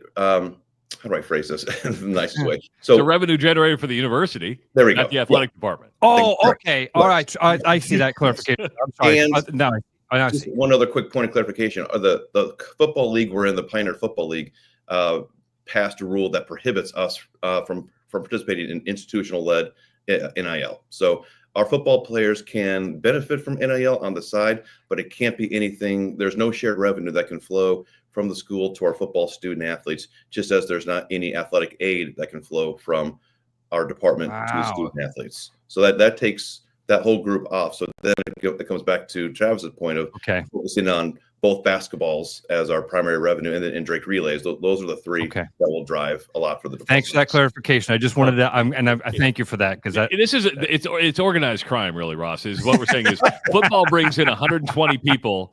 And they and the university gets the revenue, and then athletic department has to pay for all the travel and all that stuff. It's like Brian, I do appreciate you kind of clarifying that for me, because I was cutting it out, Travis. I missed some of that, so I'll just have to kind of go along with whatever you said. So what is your, everybody's talked about, at the Power Four or whatever, football is going to be 85%, 90%. At Drake, is men's basketball going to be like 95%, women's basketball 5%? Have you decided what those percentage breakdowns are going to be? We have not decided that the percentage breakdowns. It will be, there will be a slant towards men's basketball, but we don't have a specific percentage in place. Okay, I mean, that makes sense. I mean, that is the sport. I mean, I'm not knocking anything else. It's just that's where a lot of the revenue comes from. The numbers speak for themselves in terms of what the ticket revenue is, what in terms of like our Drake Sports properties, our corporate partners, kind of where those dollars end up going to. I mean, there's a lot of indicators that we can point to. If you would not have opted in, and this is my key, because I looked at UNO and they didn't opt in. Every institution is in charge of helping pay that house settlement off, right? Correct. If you would not have opted in, would you have had to contribute to the settlement of the house case? Yes. Yes. So the back pay liability, regardless of whether you opt in or not, is there. It's just the future looking piece of what you can opt into, but you can't opt out of paying, in our case, $282,000 a year for the next decade. And in UNO's case, I don't know what it is, but so $282,000 a year you have to pay. Yeah. Now this first year, the NCAA miraculously found $55 million to basically cut everyone's payment by a third. So we'll owe $187 in the first year, but then it's $282 for years 2 through 10, which of course that's a significant percent. That's a big chunk of change for us at Drake, and we'll have to figure out where that comes from, but that's very real money that we would have liked to have spent in a lot of other ways. And that money will go directly to former athletes and lawyers. Yes, former okay. Other people are going to get rich too. I see. Yes, and the former athletes will be predominantly from Power 4 schools. Yeah, it's going to be like $50 will go to a Drake basketball player, and $100,000 will go to a Big 10, Big 12 football or basketball player. Oh, yeah, that's a whole nother topic because one of our listeners asked, do you have to go back and pay former athletes, and won't that bankrupt the system? So it sounds like the answers are yes and maybe. So there's a system in place where athletes will sign up to, and there's an independent party that is assigning value to what each former athlete from 2016 and to 2024, and they'll tell you, okay, you'll enter in your name, what sport you played, what school you attended, and then it'll kick out. They have like a formula, and it's crazy to kind of hear some of the numbers, because I was talking. A friend of mine is the athletic director at Dayton, and he was saying how Dayton has really good men's basketball. He went in and found that a men's basketball player. It'll get the exact dollars off, but you'll see the story here will make sense. That he had a men's basketball player who played and ended up being a first-round draft pick in the NBA. And when they put in his information about how much he would receive, he was going to receive like a couple $1,000. Whereas they had a transfer women's basketball player who started her career at Ohio State and then transferred to, maybe another different Big Ten school to Dayton. And because of her time at the Big Ten school, was going to receive like $100,000. And it's just like, hold on a second. Like that's kind of crazy. Like that. I mean, it's not to say anything about her experience, but to say that you had this men's player at Dayton who, by the way, like they churn out like $13 million of revenue just from their men's basketball program alone. And so like how they're going to build it out is just kind of crazy. So there will be a lot of challenges, I think, to whatever's put in place to figure out what someone's past value is worth. And here, all you want to be is an athletics director. Right. Yeah. This is exactly why I got into this business, is to figure out this crap. Right. Oh, man. Well, congratulations on this. I know there's more hurdles to come, and I know you got to take your son to cross-country practice, so we get you for 2 more minutes. Thank you, Brian. We appreciate you taking the time. We really, really do, Brian. I love it. Guys, keep up the good work, and look forward to jumping on again here soon. All right, and buddy. The next time you see Brian at a urinal, go, hey, I know you. Yeah, I know you. Or just wait in the hallway. I'm glad to have a conversation in the hallway, too. That's good. Hey, nice wristwatch. Yeah. Oh, good stuff. All right, Brian. Thanks, man. We'll talk soon. All right, buddy. Thank you. All right. Brian Harden joining us on the Rush Radio Show. 260,000. Like, lots of good points. Go ahead. Sorry. Well, I was going to say, and you get frustrated, and I know when like Beth Getz or Jamie Pollard cry, poor me, but then if he's got to pay $282,000, because we're talking the $20.5 million salary cap, I don't know what the number that Iowa State have to play towards the house settlement, but I guarantee it's in the millions, Ross. And yeah, it's all going to be relative to that, right? Man, it's more money, more problems. You get big bills all of a sudden. $260,000. So Brian didn't seem to be, obviously he's concerned about it, and he's like, yeah, it's going to be an issue. But he didn't look worried about it. But think about the position that Drake is in. They've made the NCAA tournament the last several years. They've got a really good thing going with their basketball program. Think about one of those Valley programs that's not in that position. I know. And by the way, that's most of them. Most of them are in that position of, and then like a UNO. So you opt out. So you're not, but you still got to pay the money. You still get the bill. And I think that's probably what UNO was saying, because UNO's athletic department isn't this major moneymaker. Now, they've been to the Frozen Four. They were in the NCAA tournament this last year, but it's still a work in progress. You're going up against a behemoth at the University of Nebraska-Lincoln. You have Creighton that dominates the basketball landscape.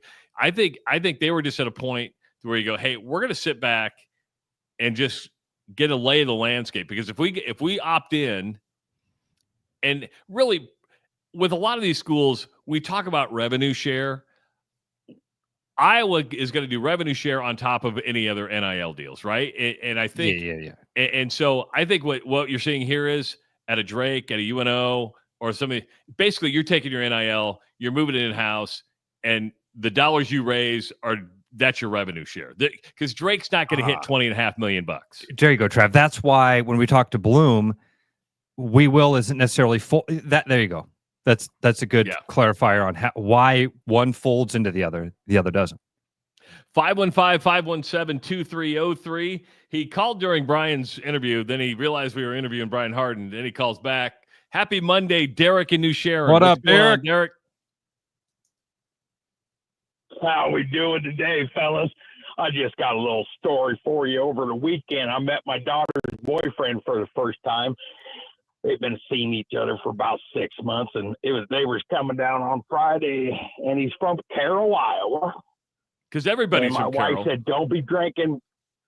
Don't be drinking because you're not that funny." I said, "Yeah." Nobody told me what to do, but anyway, he walked in, sat down. I said, "Got some questions for you, bud." I said, "Is there any way you're related to that douchebag Scott Sipker?" He goes, "No, never heard of him." I said, "We're off to a good start." I said, "Are you one of those crazy radical liberals that protest everything?" "No, go Trump." And I said, "Are you a Cyclone or a Hawkeye, young man?" He goes, "Hawkeye." I said, "Jesus Christ," I told my daughter, "you could have brought me the leader of Taliban, some Mexican cartel guy. You could have brought me the Ayatollah. You brought me a Hawkeye." I told her she's out of the will. My son's getting all the money. What's your problem with Sipker, man? Sipker's a great guy. Derek, Scott Sipker is like cool dude, heart of gold guy. Yeah. I know he's all right, but I just had to bring it up. And throw an insult on this. I just got to bring it up and throw an insult in there. I just wanted to make fun of your friend. That's what I wanted to do.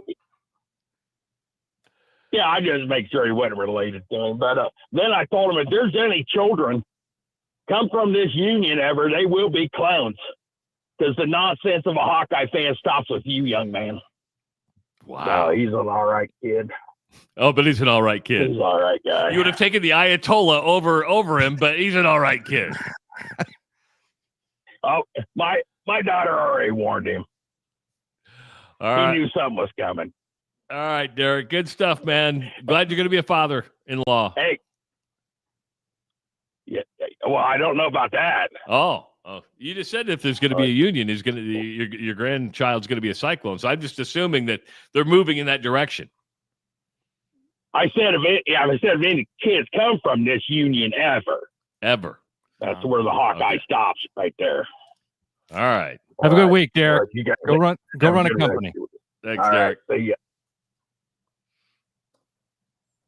How'd you like to be his daughter going, "Hey, I'm going to take you to meet my dad"? It's going to be an interesting experience.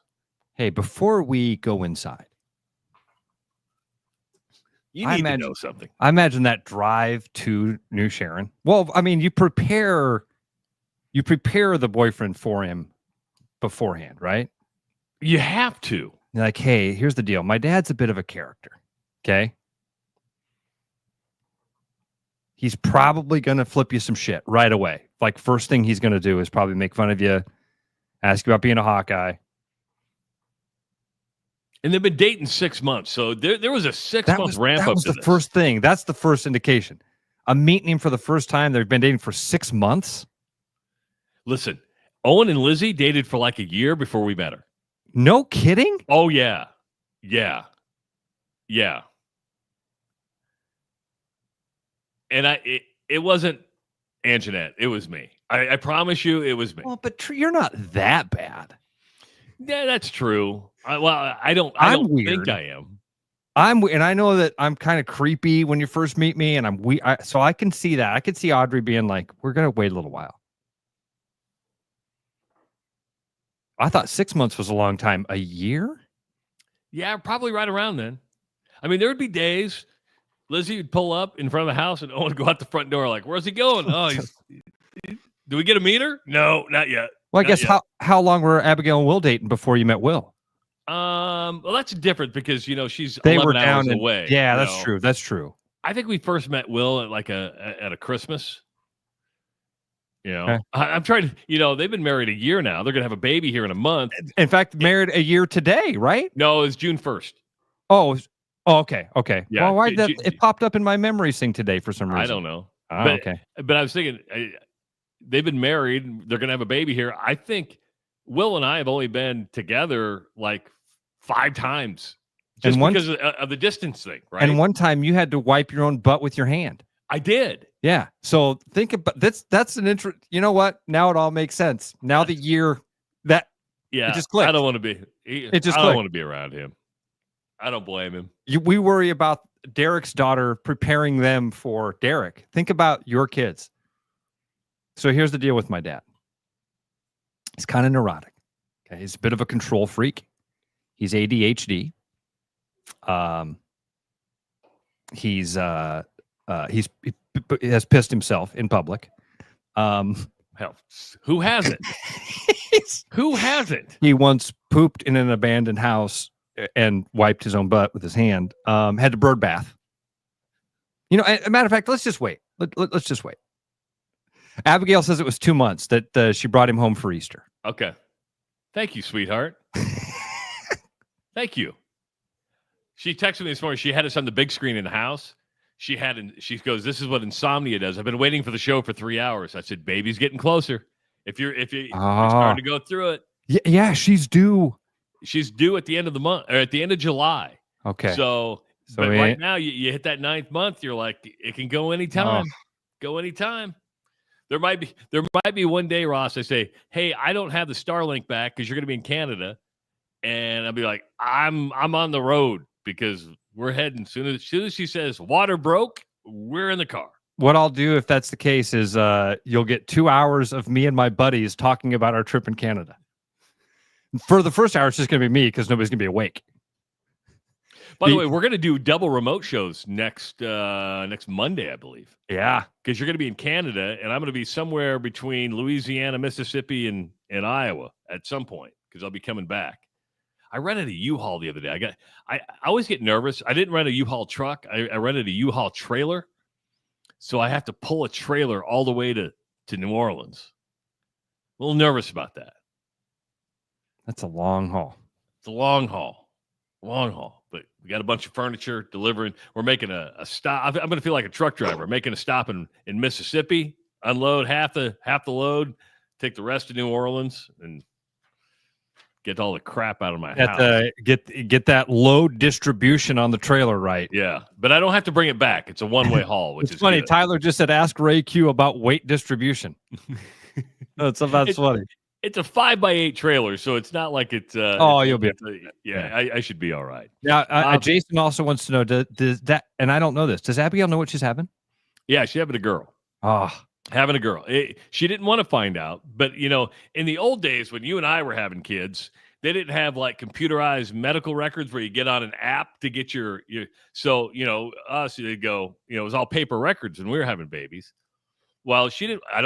This is her story. She didn't want to find out, but they give you your health records on the app, and an app pops up and says, "Baby girl justice."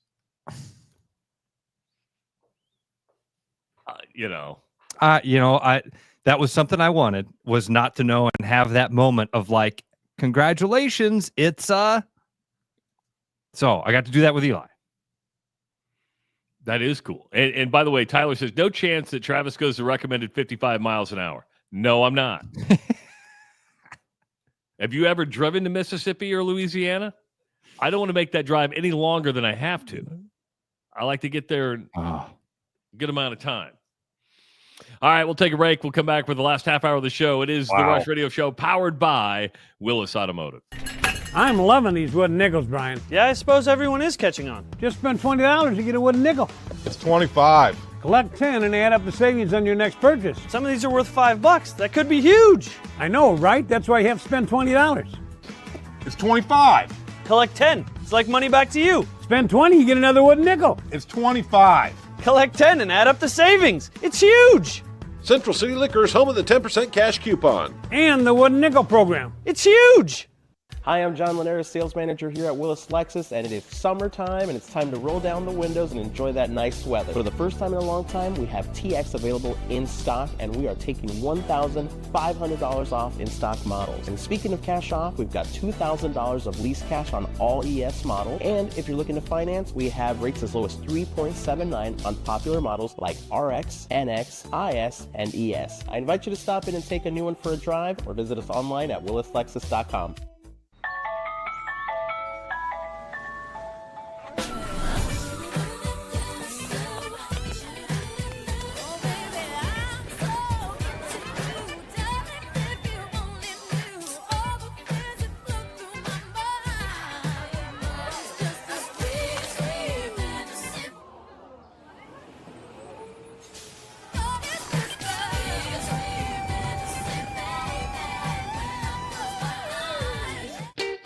Missing a quality, home-cooked meal?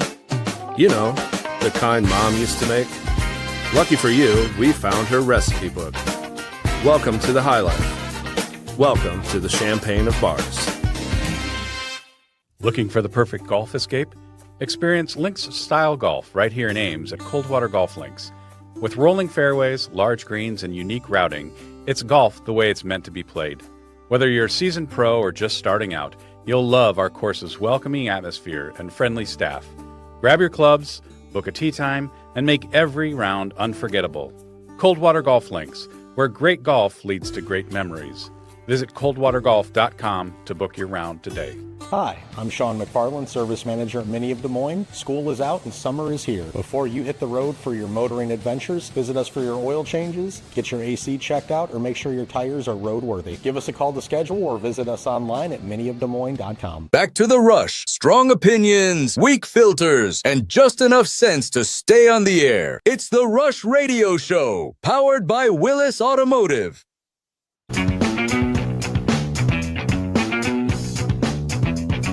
We want to thank Brian Harden for joining us at 7 o'clock to talk about Drake opting into the house settlement. That's a significant investment for Drake Athletics. Next time you see Brian out and about, be like other listeners of the show and just follow him into the restroom and say, hey, I know you.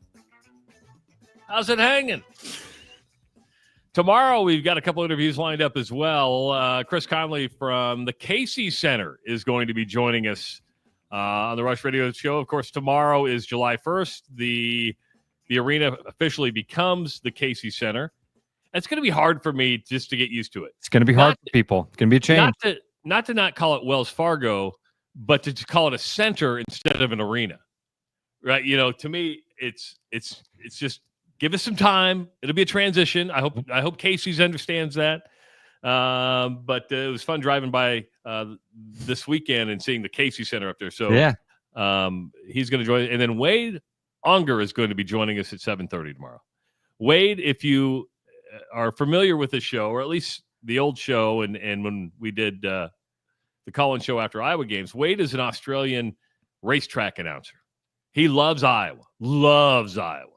And we had Scott McLaughlin on the IndyCar circuit with us last week talking about Wade and how Wade called his races when he was in Australia. And we'll talk about racing, but Wade's just an interesting cat. He's got a great accent, funny dude, and he'll be joining us tomorrow. Ross, have you followed this Jake Retzlaff story at BYU? No, I have not. So Jake Retzlaff is pretty darn good quarterback, has NFL possibilities with him. He is accused in a civil case of rape, okay? So a young woman is accusing him of raping her. She went to the hospital, had a rape kit, had pictures of her injuries, but never named him at the hospital and never brought criminal charges against Retzlaff. And so she has done a civil suit instead. Of course, Retzlaff is saying it's consensual sex. It was consensual sex, and this is just extortion based on his ability maybe to make the National Football League. Now, you think the accusations alone would be enough to get Retzlaff in trouble at BYU. He is now planning on transferring. Do you know why he's going to transfer? Just take a guess. Why? Because he admitted to a consensual sexual relationship. Oh. He broke the BYU honor code and therefore would be suspended 7 games for knocking one out. Yeah, I guess I did know that was a part. That was one part of the story I didn't know, is that he technically had broke the honor code by admitting that he'd had consensual sex. Yes, premarital. Premarital sex. Thank you. How does BYU? Sorry, went down the wrong pipe. How does BYU recruit student athletes and say, "Hey, here's the deal. You can't have sex." Yeah. Travis, they do it the same way that every other university recruits, and the recruits do the same thing at BYU that they do at every other university. They lie to each other. Don't ask, don't tell. They lie to each other. You're going to come here and be a superstar. We're not even recruiting anybody else at your position. Coach, I'm committed. I'm coming to your university. When do you bring up the honor code? Yeah, I'm not having sex. I'm also not doing drugs or smoke or drinking alcohol. I don't do any of that stuff. You're not looking for other jobs either, are you, Coach? Right? You're happy here. This is your dream job. They lie to each other. How do they get away with it? They all agree before they walk in the room. Hey, we're just going to say a bunch of shit in this room that we don't mean, right? That's what it is. Now, I don't want to make light of the accusation against Retzlaff, and because they are a serious accusation. Yes, but to me, it's weird to me that BYU gives we're aware of the case, we're following it, blah blah blah.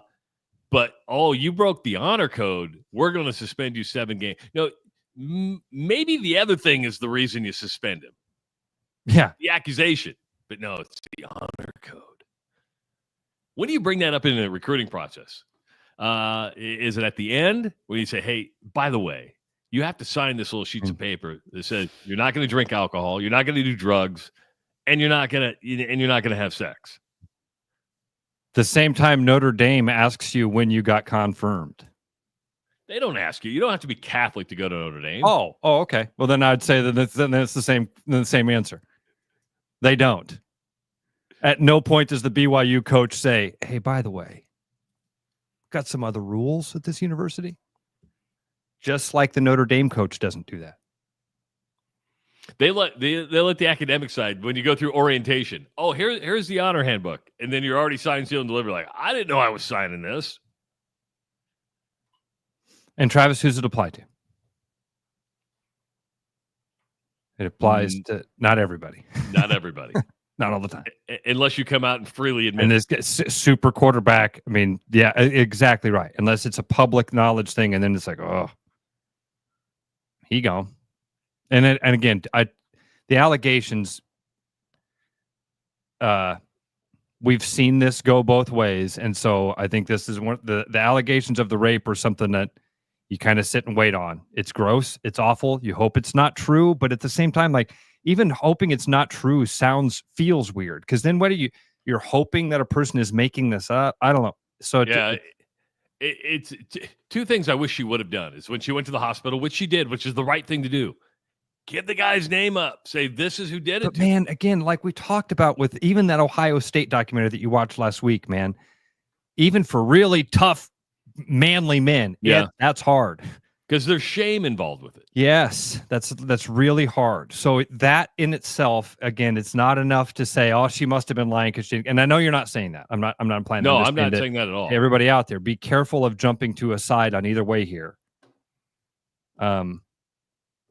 I think that the irony comes when you start talking about BYU and all those things. When do they? How do they recruit under those circumstances?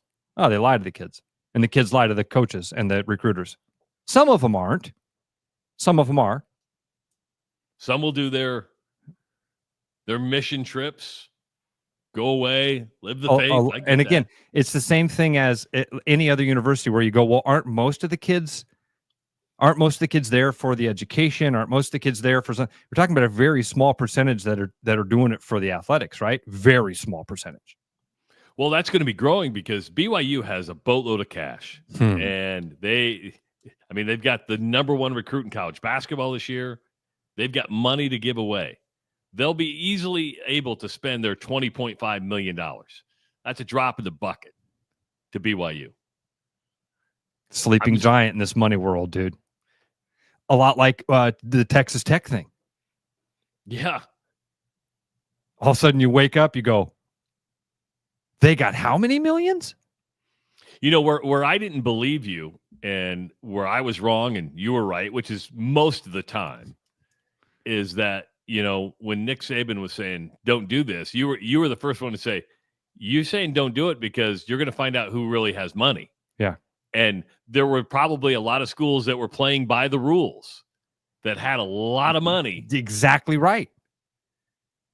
Alabama knew the loopholes. I heard Nick Saban saying that. I heard Nick Saban saying, I need your help.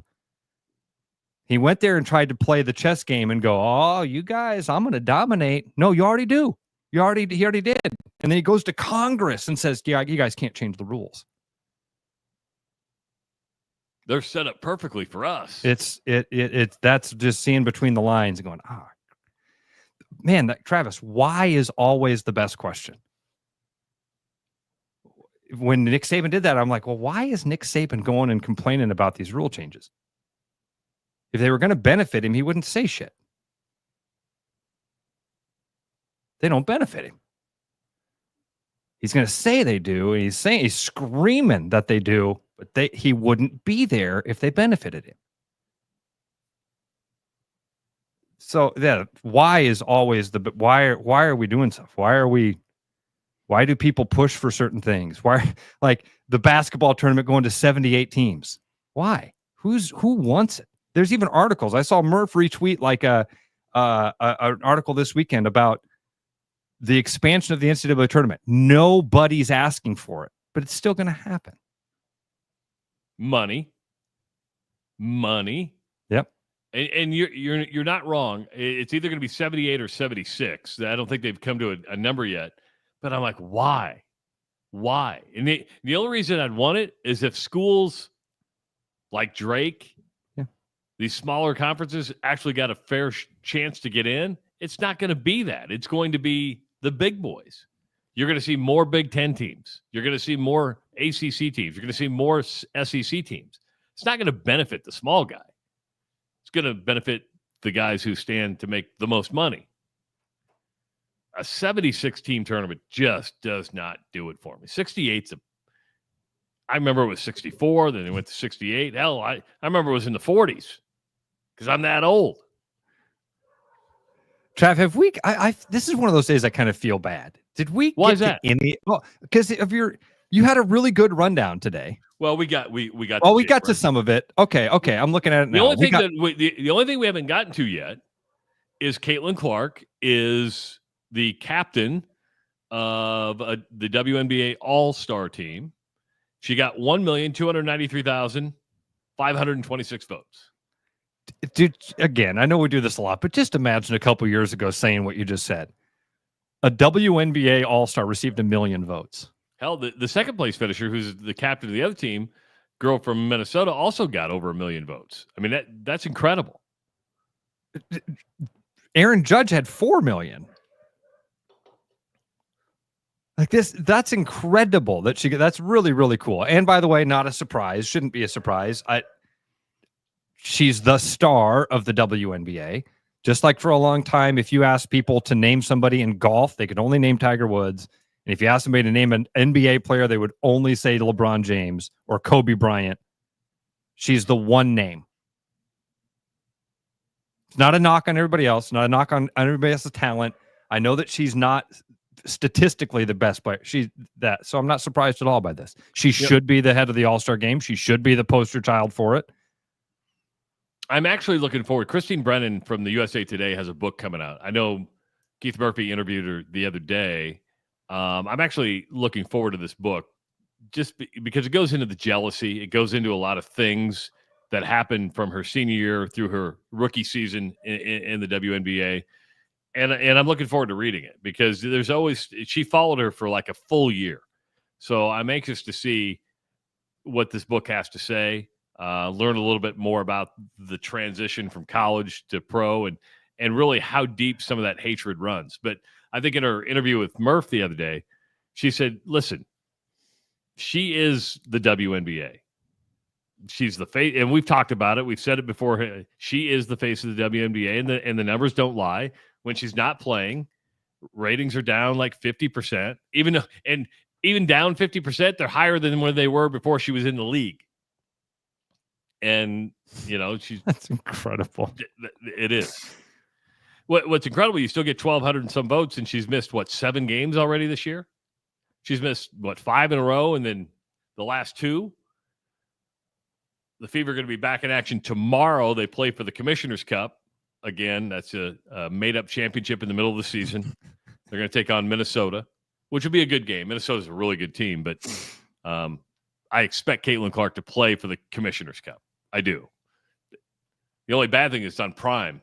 ESPN right now is going, why couldn't we have that game? Why couldn't we have that game? Watch the Prime numbers go through the roof tomorrow. Of course. Yes. Of course. So there you go, Ross. With that, we hit everything that was on my rundown. Oh, good. Okay. All right. Dave Again, Parker. we were in that last break for some reason. I had one of those. We were going to the break, and I'm like, man, we got 30 minutes left. I feel like we've touched on Nope. We've got everything. We got everything covered. I had fun. So now what do you got? I had fun first hour and 45 minutes. That's for sure. So did I. I got a lot of stuff, dude. Okay. We talked about baseball, so let's stick with that for a little bit. Did you see the Mets had one of those players only meetings? Aren't the Mets good? No, they're struggling.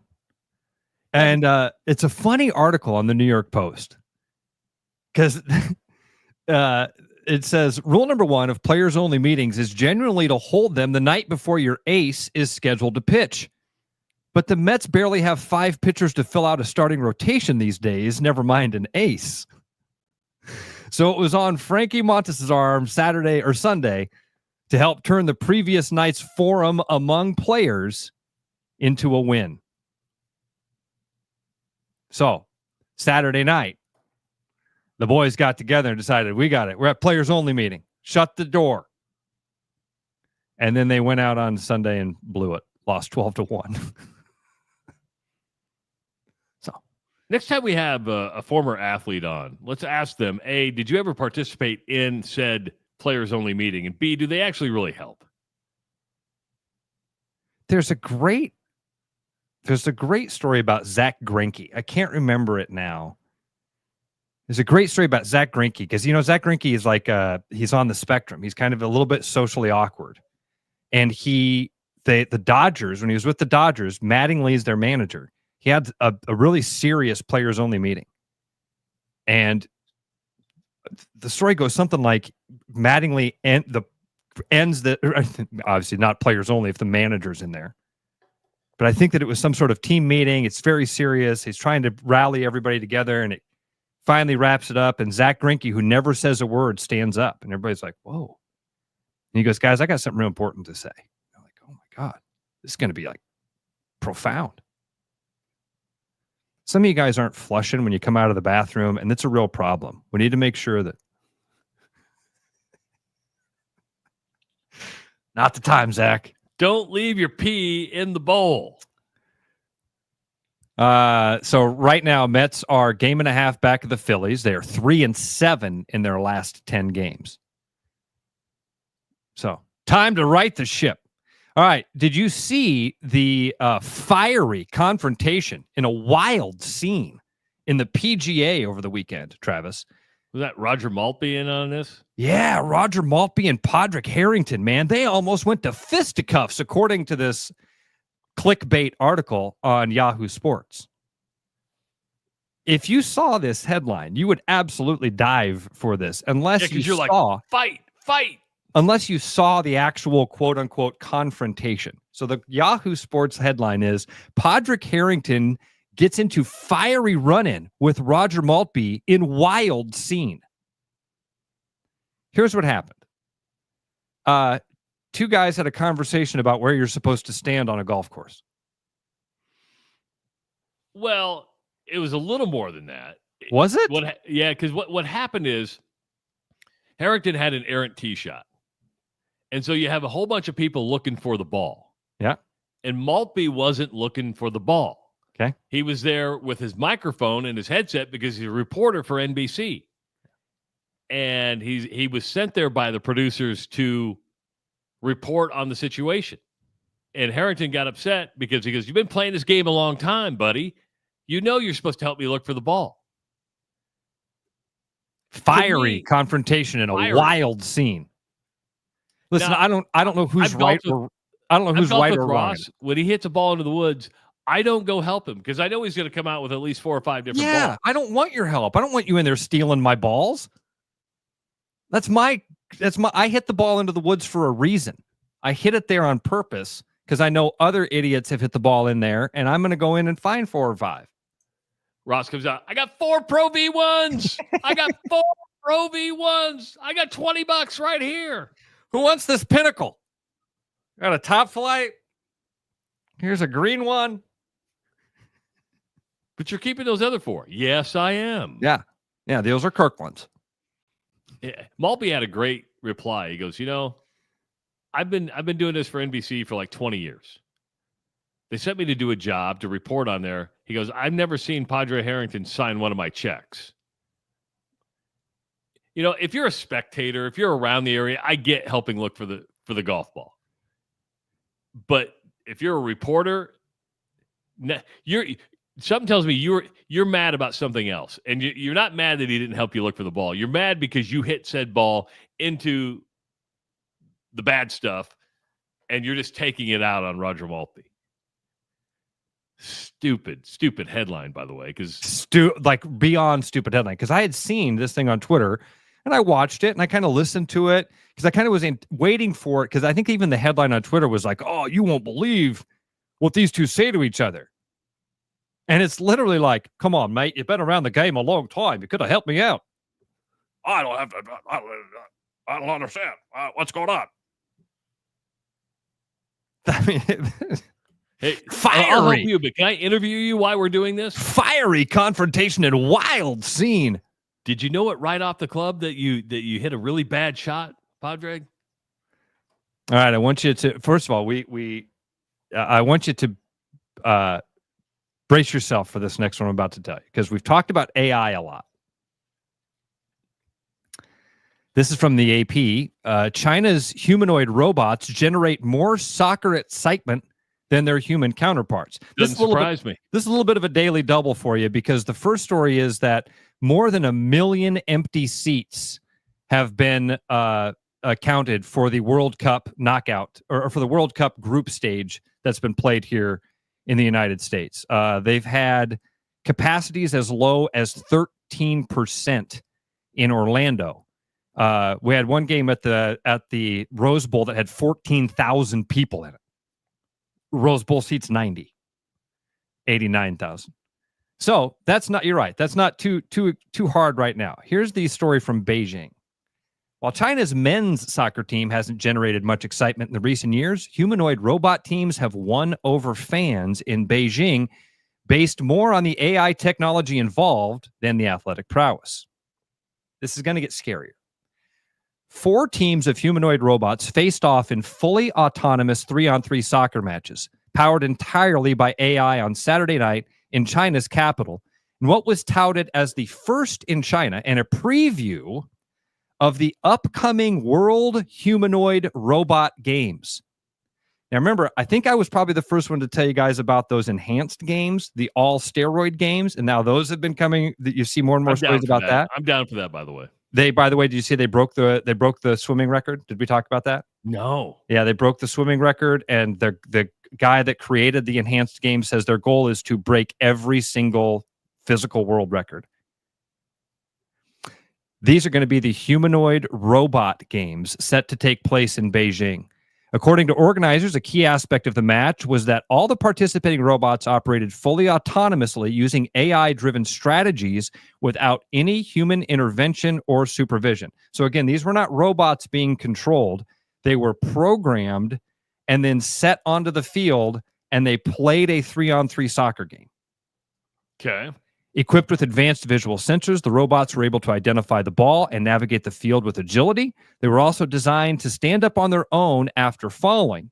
However, during the match, several still had to be carried off the field on stretchers by staff, adding to the realism of the experience. Why'd they have to be carried off the field on stretchers?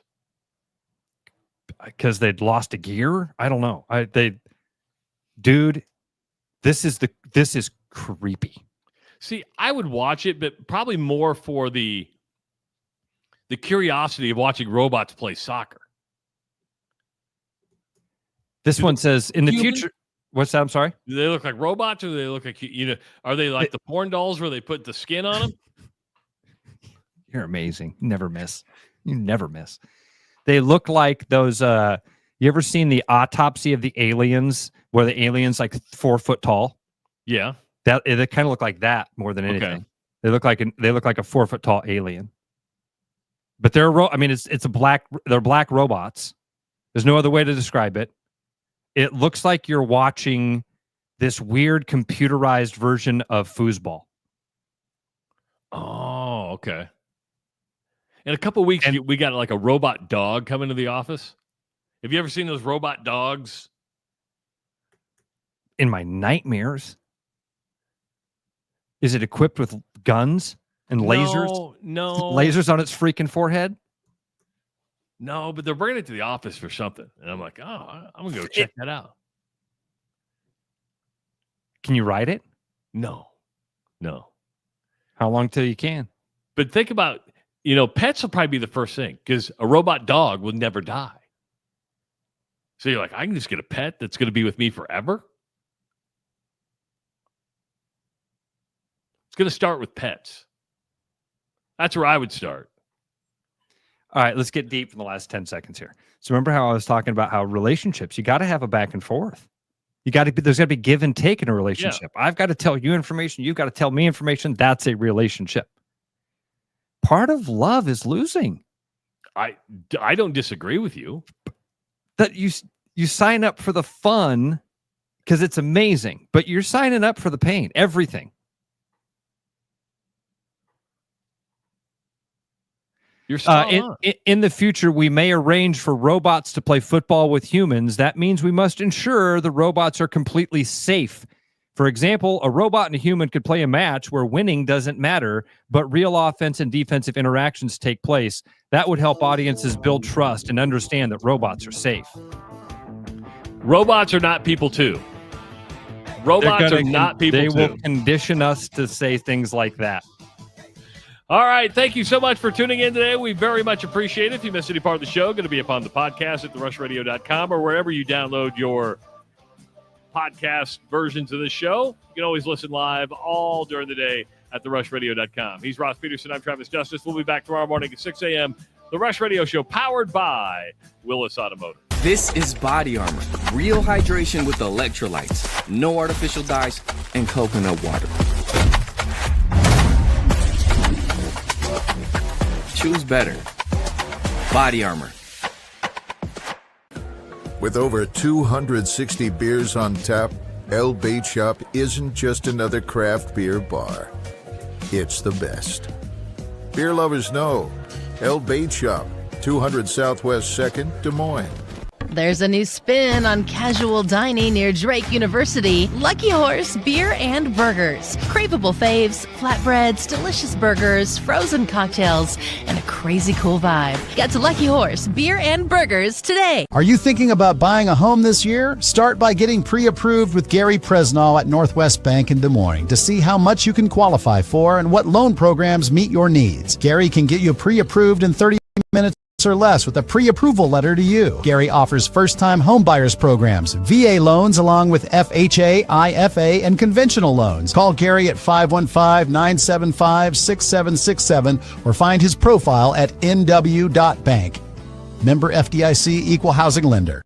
Summer's here, and that can mean extra miles on your car. With road trips, summer activities, and more. Your Volvo will endure extra strain. Stop in now and get a vehicle inspection to make sure your Volvo is in the best shape possible. We'll even throw in $25 off an oil change. Give us a call or head online to willisvolvocars.com to get scheduled today. Bread is made from scratch, freshly baked with locally sourced ingredients and love. At Big Sky Bakery, we take great pride in our delicious products. We know you'll enjoy them almost as much as we enjoy baking them. Find us at the downtown Des Moines Farmers Market every Saturday. Back to the rush. Strong opinions, weak filters, and just enough sense to stay on the air. It's the Rush Radio Show, powered by Willis Automotive.